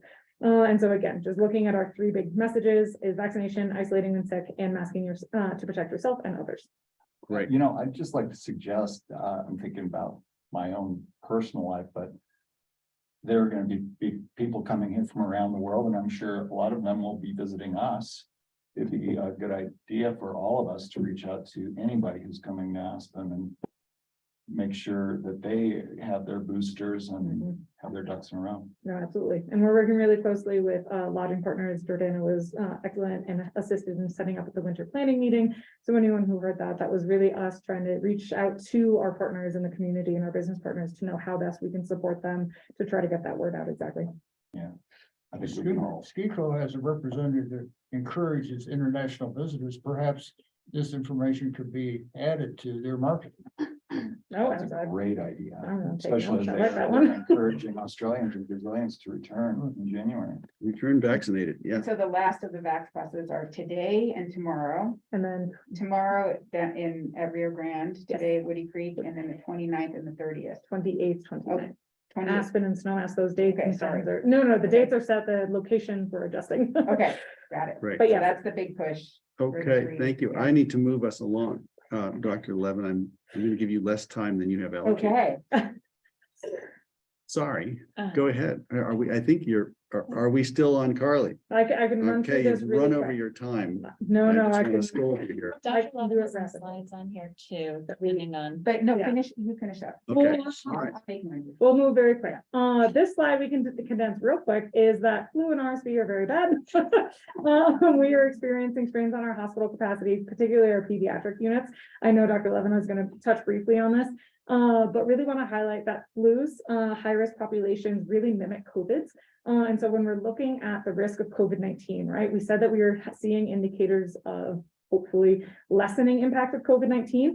What is new to this year is the addition of flu. And so we're really looking at increasing rates of flu within the high-risk population that also is high risk for COVID-19 and the risk of co-infections within those populations. And so becoming ill with both COVID-19 and flu can greatly increase the risk of hospitalizations or death. Really just want to touch on RSV. RSV has a different high-risk population, predominantly young children, notably those younger than 6 months of age. And that Colorado's pediatric units are at capacity, or past capacity. At the height of the RSV pandemic within Colorado, Children's Hospital was operating at over 107% capacity. There are multiple children's hospitals that have set up tents and parking lots to provide care for kids with RSV. When we say that this is bad, it is bad. And so really just want to highlight that a lot of the indicators are showing that hopefully RSV is beginning to lessen, but that this pediatric care space is very much strained. And we do not know how co-infection with COVID-19 and RSV will impact that population. This is the first year that we've had those two viruses circulating, and we can assume that it is bad, but we don't have any data to support it. So just want to highlight how precarious, especially that pediatric system is at this point, and that as we see the rise in COVID-19 cases, as we see the rise in flu cases, again, it's not just COVID-19 this year, we really are seeing impact broadly, which can bring us to the next slide. Really want to highlight that when we're thinking about mitigation efforts and Pickens County public health response plans, is that we're no longer just thinking about COVID. What works for COVID works for these other two circulating viruses as well. And so that top graph there is the influenza-like illness tracker. And just want to highlight that I cannot wait until they translate or change that name to COVID-like illness. It's going to happen. And that this is not that graph does not look at just flu positivity or just flu cases. That really is looking at how many individuals are seeking care due to respiratory illnesses. And so that has nothing to do with diagnostics, and we can see just how high and how it has not slowed, and that our hospital systems are potentially at risk, and that's why our focus really has become protecting our hospital capacity. So just want to highlight that it's not just the number of beds, but it's also the impacts on hospital staff. Hospital staff get sick, not just with COVID, but with flu, with potentially RSV. And that we really are seeing compounding issues with hospital staff across the state and the country. And just want to highlight that when hospital capacity is threatened, it doesn't just impact respiratory patients. It can impact everything from a skier-on-skier incident. It can impact heart conditions. It can impact cancer patients. And really just want to highlight that this has ripple effects when our hospital capacity comes under fire. So one last thing, this is a hopeful good one, is that this is nothing new to us. We know how to reduce the risk from these respiratory pathogens, and really highlighting these three take-home messages that we're going to push to the community at large, or that we have been pushing and we're going to continue to push, is that before you get sick, get vaccinated. COVID-19 booster doses, those updated booster doses are available. Flu vaccines are becoming more available now. and are available. I just had a friend go to Clark's Market if anyone's interested. And that RSV vaccines are actually hopefully going to be approved for this coming season, so next year. If and when we do get sick, stay home. Stay home, just take care of yourself, drink your fluids, call your physician if you need some assistance. But we know that that works, that is age old. And then really want to highlight masking. The CDC yesterday did come out recommending masking indoor spaces, especially in areas of high transmission. Guess what Pitkin County is? An area with high transmission. And we know that masking that it not only works to protect those around you, but a well-fitted medical grade mask also goes a long way to reduce your risk of contracting any of these 3 pathogens. I just want to highlight that masking is still required for individuals who do test positive for COVID-19 up until day 10 of that isolation. So those are our 3 big take homes, and these 3 are how we can get through this winter with minimal impact on our hospital system, not just locally, but at large. And now I'm done. Great, thank you, Carly. Moving right along Excellent job. to Kim. Thank you. And if you want to I just want to go back 2 slides because just starting off this upper right graph, I'm just going to start off with a pause looking at that. And it's just take a moment and look at where that first early, if you can point to how out of line it is from anything that we've ever experienced before. And this is influenza-like illness, which is now becoming kind of archaic, but basically it's any viral. Under there. What is it? Hey, Tori, you got to mute. Yeah. Hey, thanks. Real quick. Can you go back 1 slide from this, as a matter of fact? I just wanted to double check in. This is great presentation information. But you know, presenting this to the Board of Health is one thing. How do we get this? Do we have an active plan right now to get this information out to the public? I think we have some press on the line right now, but are we setting up any stories? Are we setting up any ads? Is this information that we need to get out to the public and not just talking amongst ourselves? Just want to say, Tori, great minds think alike. John Doyle brought up the same topic a few moments ago. I think you were mid diaper. So Good call. Anyway, Yeah, your suggestion, of course. there you go. So that's been brought up, but thank you. And yes, we've talked about outreach. Thank you. No, I'm going to keep us I moving. think it's a really important point. That's the next step after this. Absolutely. Yeah. You might have another point. Yeah, so I just want to take a look at this, and we have really, just to emphasize first the gravity of this situation, and we are early season, we're just going into winter when we know all of these rise and we can see the trends from previous years. But also the shift away from just COVID now. So this is really the first Board of Health meeting where we're talking about this in general terms of influenza-like illness, respiratory illnesses. So it's COVID, flu, and RSV are the biggest players. And then there's others as well that cause similar things. But and the CDPHE is now tracking them differently. They're going to be looking at a more comprehensive way of doing this, including all 3 in similar graphs. So this is a shift moving forward. COVID's a big player. We know that it's on the rise, but these 2 other major players, RSV and flu, are alarming. And if you look at this, and then if you go down to my first slide, which is also another one of Carly's slides because she got the best ones, RSV associated hospitalizations. And you know, when this really becomes that graph before was looking at outpatient visits, when we really feel the impact is on hospitalizations and hospital capacity. We know there's staffing issues, staffing shortages. So hospital capacity has really been a big issue due to COVID. But look at this for a moment, like look at what just happened. That is unprecedented. And this is RSV. And yes, Children's Hospital was saturated. There were tents in the parking lot. And we're on a tier 1 transfer system for pediatric respiratory illnesses right now in the state of Colorado. So there's an alarm that the state of Colorado helps with transfers. So if we were to have a sick RSV kid here, there might not be a bed in Children's Hospital right now. And this system helps find a bed somewhere to place this child. So we're in a severe situation. The hopeful part is that it's going down. This is as fast as it went up. But this might just be a spike before it spikes again. So we'll remain to see what happens. Okay, next slide, please. I'll zip through a couple of these slides. This is influenza, so just flu-associated hospitalizations. Again, just pause for a second and look at the red rise, how early it is, how steep it is. and how out of line from all of the regular seasons. It's a month earlier. 2021 and Actually, 2020 are not normal. Those are the ones on the bottom, and the yellow one is flatlined at 2021, which now we realize social distancing and masks, of course, always help for other than COVID. So it really flatlined flew there. The next slide. And then this is where we're headed. We're headed to, this is the rates of pediatric hospitalization due to all three. So this is where we're headed: flu, RSV, and COVID, and reporting all three in the same graph. So RSV really stands out. We've got bumps. We don't know if it's going to be similar or higher to the bump last winter, but RSV is certainly alarming. And again, this is what we're looking at now moving forward. We're looking at all three of these that are going to be reported, and talking in general more of respiratory illnesses. Okay, next slide. This is just looking at ICU beds, trying to give more of the hospital perspective here. If you see, this is kind of a funky graph, but there's a sharp upturn of ICU beds. We're at about 91% in the state that are filled. And this is getting close to where we were last winter, that more of a broader hump there. So again, concerning. Next slide. Okay, so the hospital matrix, so bringing it locally into Aspen Valley Hospital.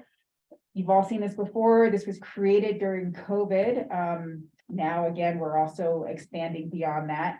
So what happened on November 30th was the hospital decided to change the status of the left-hand column, healthcare workers, from comfortable to cautious. And that was due to the increased number of healthcare workers out. Again, that was a variety. It was COVID, it was flu, other respiratory illnesses.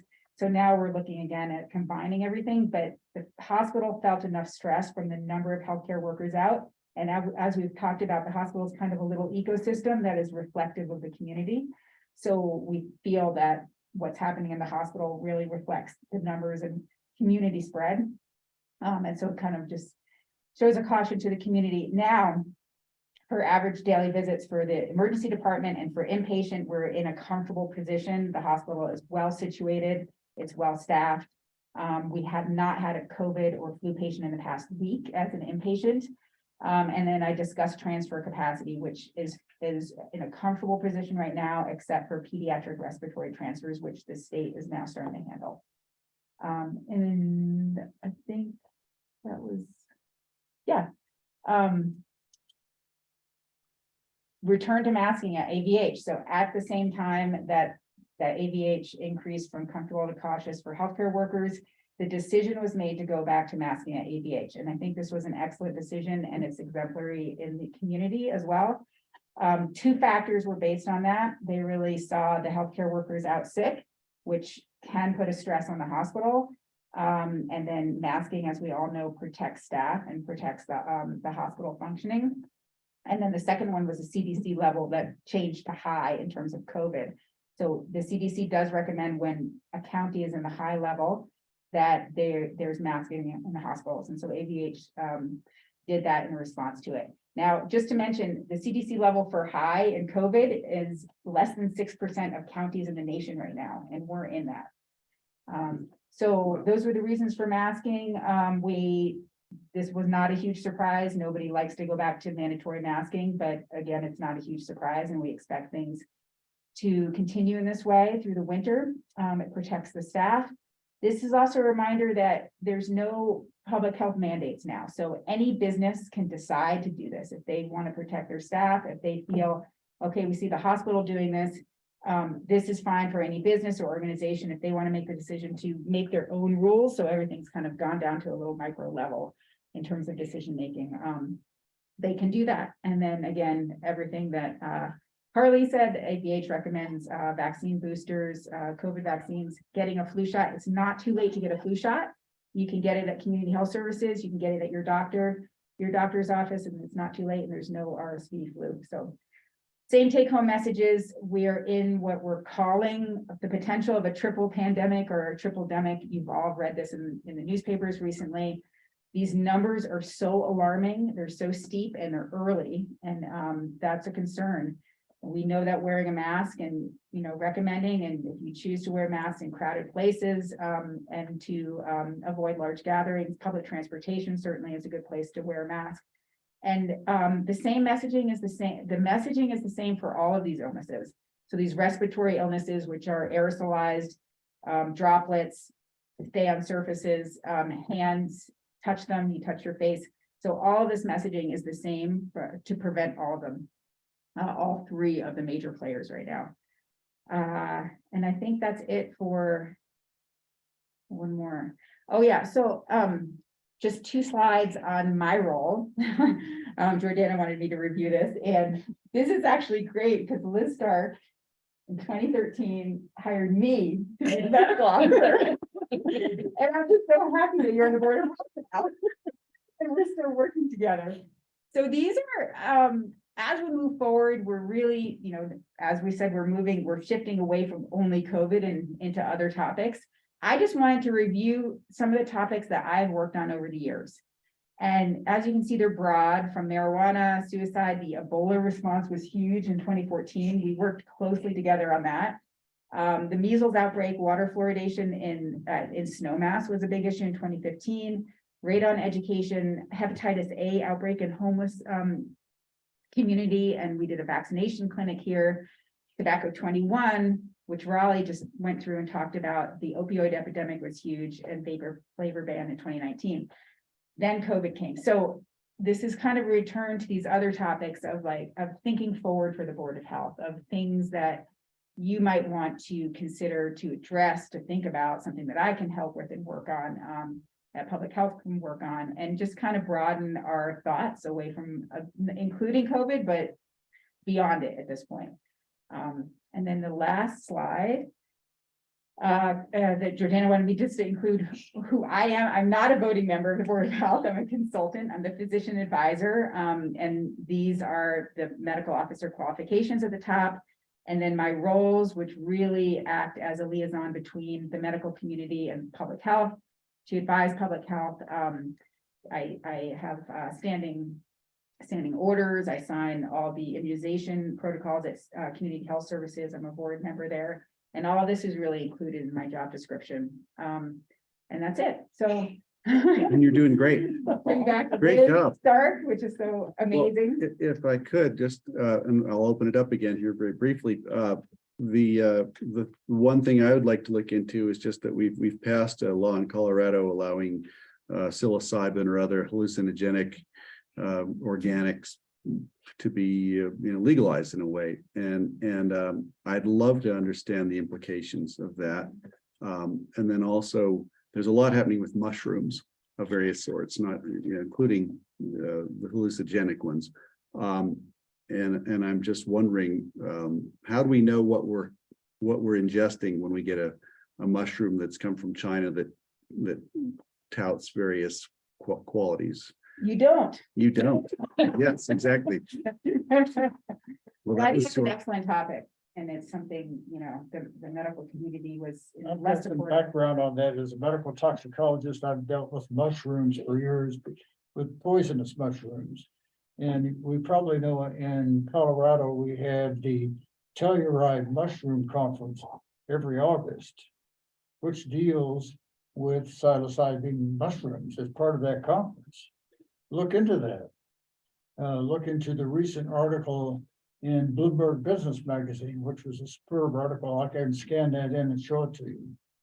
great. Well, something to talk about going Future forward. topic. I think that's Any great. other topics? I just wanted to say, well, I wanted to kind of follow up with Kim, and thank you so much, Kim, for all you've done and all you've done through the COVID pandemic. I feel like we did spend a lot of time with some of these on COVID, and I do want to make sure, as Kim has said, that flu is very important right now as well. And I've had a lot of people that I'm really encouraging to make sure they get their flu shots this year, even some for the first time. We have had 14 pediatric deaths already in our country in this point. I mean, I think that actually data was from the end of November, which is a lot. And so this is a disease that does affect a population that COVID did not. And so I think, again, just to make sure we really stress that point, is COVID equally weighted with RSV and flu right now. Thanks, Krista. Kim, did you want to? Oh, no, I was just giving a thumbs up. for Oh, that there's a comment. thumbs up. Okay. Okay, we're going to keep it moving here. I want anybody who has a question to interject, but I also want to keep us going. my favorite Shakespeare quote is brevity is the soul of wit. And here I've completely violated that entire maxim, my entire career. But having said that, Jordana, you're up with the director's update. Okay. Hurry up, will you? Just some housekeeping things, really, this update. So wanted to talk with the board about the 2023 meeting schedule. So we've moved back to just meeting quarterly.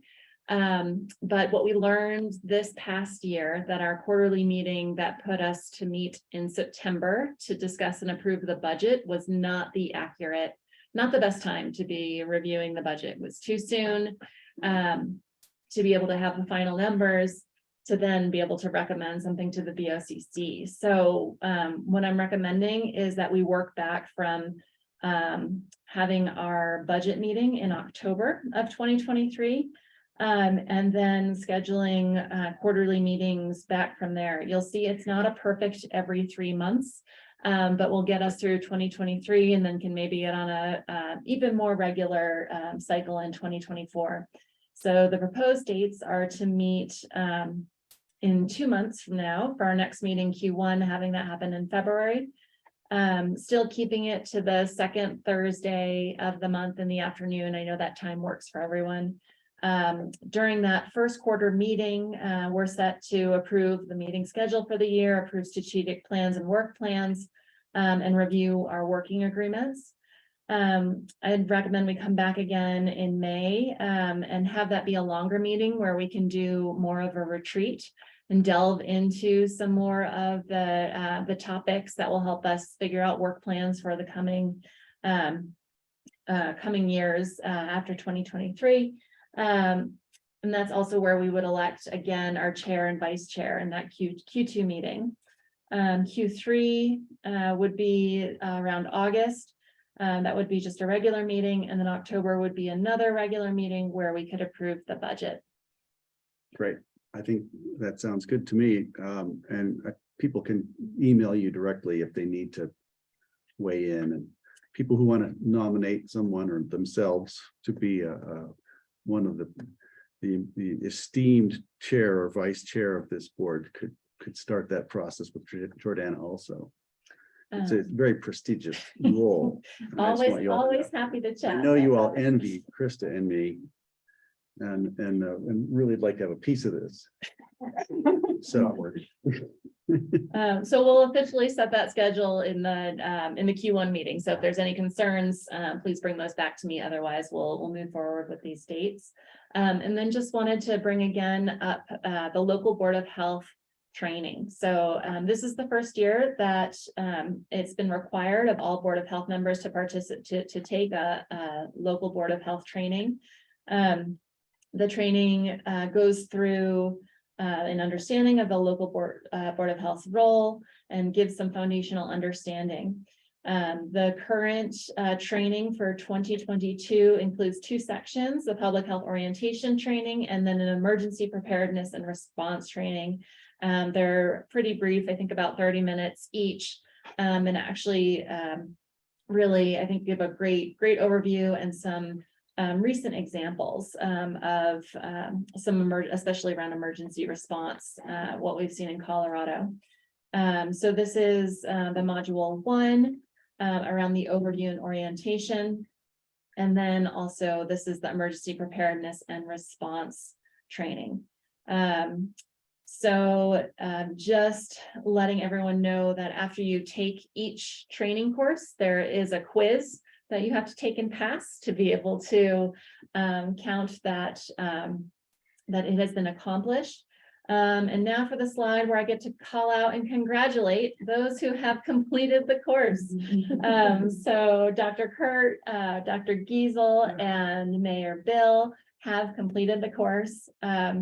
Those members who have members and alternates who have been on for the board for a while have an account in Canvas and can take this and complete it before December. So Greg, Linda, Tori, and Patty. if you need additional information, I can send you the link to get you right there to take that. Please do. My recommendation is to try to get that done before December. If December 2023. December 2022, the end of the year. For the new- end of the year, not, it's December already. Yep, if you can't get it done then, it'll roll over and you'll need it's going to change, they're gonna change the platform. So our new members, John, Tom, Barry and Liz, the recommendation is to wait till January to take that training, and then there will be another year 2 training as well, to get everybody up to speed. So for those who haven't taken it yet, it's up to you if you want to take it. If you want to take it and start it and finish it before the end of the year, just letting you know that platform is going to migrate in January. So you don't want to be halfway through. And Because then how you'll many hours do you think it is? an hour. It's an hour. Okay, so we could probably pull that off in the next 3 weeks. So for those 4 of you, I'll send out that link. If you've got any questions, email me, or there's a contact direct with the state who can help you through that. Great. And that was it. Thank you. Wow, that was quick. You just made up our time schedule. I'm so important to me. that We do that. Okay, round robin, basically it's just opportunities for people on the Board of Health or staff. I want to open it up to anybody who's on the call here who's part of the able to speak to weigh in. Tori, had you finished what you'd asked us about public outreach? John was concerned maybe you hadn't finished. Oh, thanks, Greg. Yeah, no, is there a plan? Are we doing something? Are we messaging the public? Are we getting that information out? Or do we have a plan at this time? Are we waiting to see what are we up to? Oh, absolutely. So we actually did the first kind of run of this was when RSV first came on the scene right before Thanksgiving. So roughly 2 weeks before Thanksgiving, the warning bells started to ring. And I actually did an interview with the Aspen Times. So the Aspen Daily, I know, has run a few stories. If any other media here would be interested, please give me a ring. So certainly looking to work with our communication partners who have helped us get the word out in the past. Where we're doing a much more structured approach to trying to get the word out to the public. Again, that winter planning meeting with the community partners, our lodging, Ski Co, a lot of other representatives were there, and we basically kind of told them what we were thinking about, and then asking what information they found was really important and useful in years past. And so we're working with them to make sure that we're not only just getting kind of that we're not operating on what we think works, but really looking at what information works for them.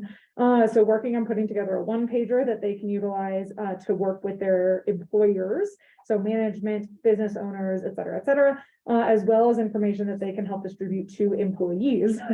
So really looking at Spanish as being a really important bilingual opportunity here to get information out there, as well as information regarding the vaccination and testing changes.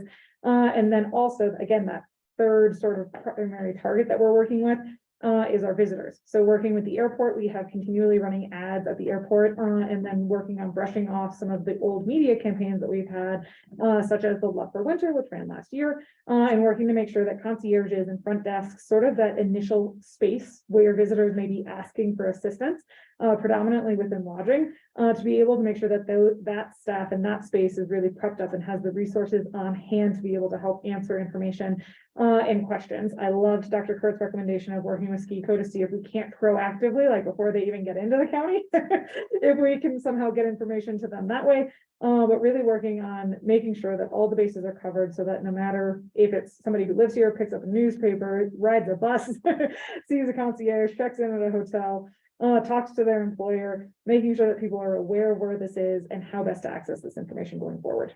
The other business related things, we've got ACRA and Go Snowmass helping to send information out through their listservs. And then we have our update that just goes out monthly. And then, yeah, I think those are the only additions. Those covers it. No, thank you, Jordana. But Tori, if you have any other recommendations, I would love to any kind of creative solutions that we haven't utilized yet or that we might not be thinking of. If anyone, not just Tori, has recommendations, we love those. Thank you for that. That's very thorough. I appreciate it. And yeah, I don't have anything to add. I'm just hopeful that we're getting word out and doing the best we can. I've just gotten a couple comments from citizens that are concerned about resurgence. So thank you for the answers. Great, thanks, Tori. Okay, anybody else have anything they want to, for the good of the board, the good of the public health of the community? If that's it, I'm going to close the round robin out. I've got something, Greg. Oh, thanks, I Bill. just wanted to let you know that the roles and responsibilities of Snowmass Village are shifting with a recent election, and Susan Marolt will be replacing me on the Board of Health. So I appreciate all the great work that you guys have all done and continue to do, and look forward to Susan Marolt joining you all. Great, thanks for the heads up on that. We welcome her. Great. And Liz. Real quick, and I apologize if we've covered this prior to my time here, and Georgiana mentioned this to me in our introductory lunch, that I know that public health and community health services and human services are working together on an equity, diversity and inclusion program. I don't know what the right word is, but I'm interested in that and wondering what kind of updates you've given the Board of Health and what kind of role you see the Board of Health playing in that conversation, or just learning what those three departments are doing. I think that's a great question. I think we've shared with the board our plan to hire a consultant to help us through, to help us evaluate and then build out both an equity training plan, and then also to revisit. We have an equity strategic plan that we build into. We brought different topics to the board around equity and explained, it's in public health, it's really, I think it's one of the more unique departments within the county, because we are tasked with having some core competencies around equity, diversity, inclusion, and then also having the skills to be able to do our work with that lens. So the goal was really to make sure that the board understood that. And then the conversation with the board was that they were interested at that time in continuing to receive additional information about equity resources and what resources to kind of gain knowledge on their own. And so that has been included in every monthly update that gets sent out to the board. There's a section that's an equity update with an equity resource. So I'd be curious if that's useful, if that's helpful, if the board wants to, if other things would be helpful or useful. But it's a conversation that we'll continue to have, and hopefully be able to delve back in a little bit during our retreat as well. Great, thank you for that. Any other comments? I think we have a full plate and we just got the full download. I'm still in shock. Don't have any, he hasn't had any input, right? Is Kurt still there? There he is. He is there. He is there. Sorry, I didn't have anything to provide with updates. And That was the question. This isn't even the full update. So, we're trying to just keep these Board of Health discussions to super pertinent updates, as well as where we need feedback from the board, like around the TRL of what you'd recommend to bring to the BOCC. And we're trying to use those monthly updates just to keep the board updated as to the breadth and depth of all of the other work that is happening within the department. And we have also added a section on work from community health services. So they're providing an update every month, as well as we continue to make the connection between how they really are. We have a unique partnership. They provide the nursing services, public health nursing services in our community, and are an important part of our public health ecosystem. Thank you. I appreciate those updates. I know that if we see COVID coming back, as we expect it to, and we're already seeing, as the season comes on, people will be calling and asking me, why haven't you had a public health meeting? What's going on? Why are you guys on top of this? So there are times when we can expect a special Board of Health meeting, just to warn you all. There might be. We've had them in the past, but I know it'll be done with discretion and as prudently as necessary. But just so people know that just because we have a meeting quarterly now doesn't mean people aren't paying attention and working on this. So this helps. And the trigger for those Board of Health meetings would be if we needed to take some action If we around can take an something. action on. So, yes, we have regular meetings with the hospital. Carly is looking at the data, I don't know how often, multiple times a times a day.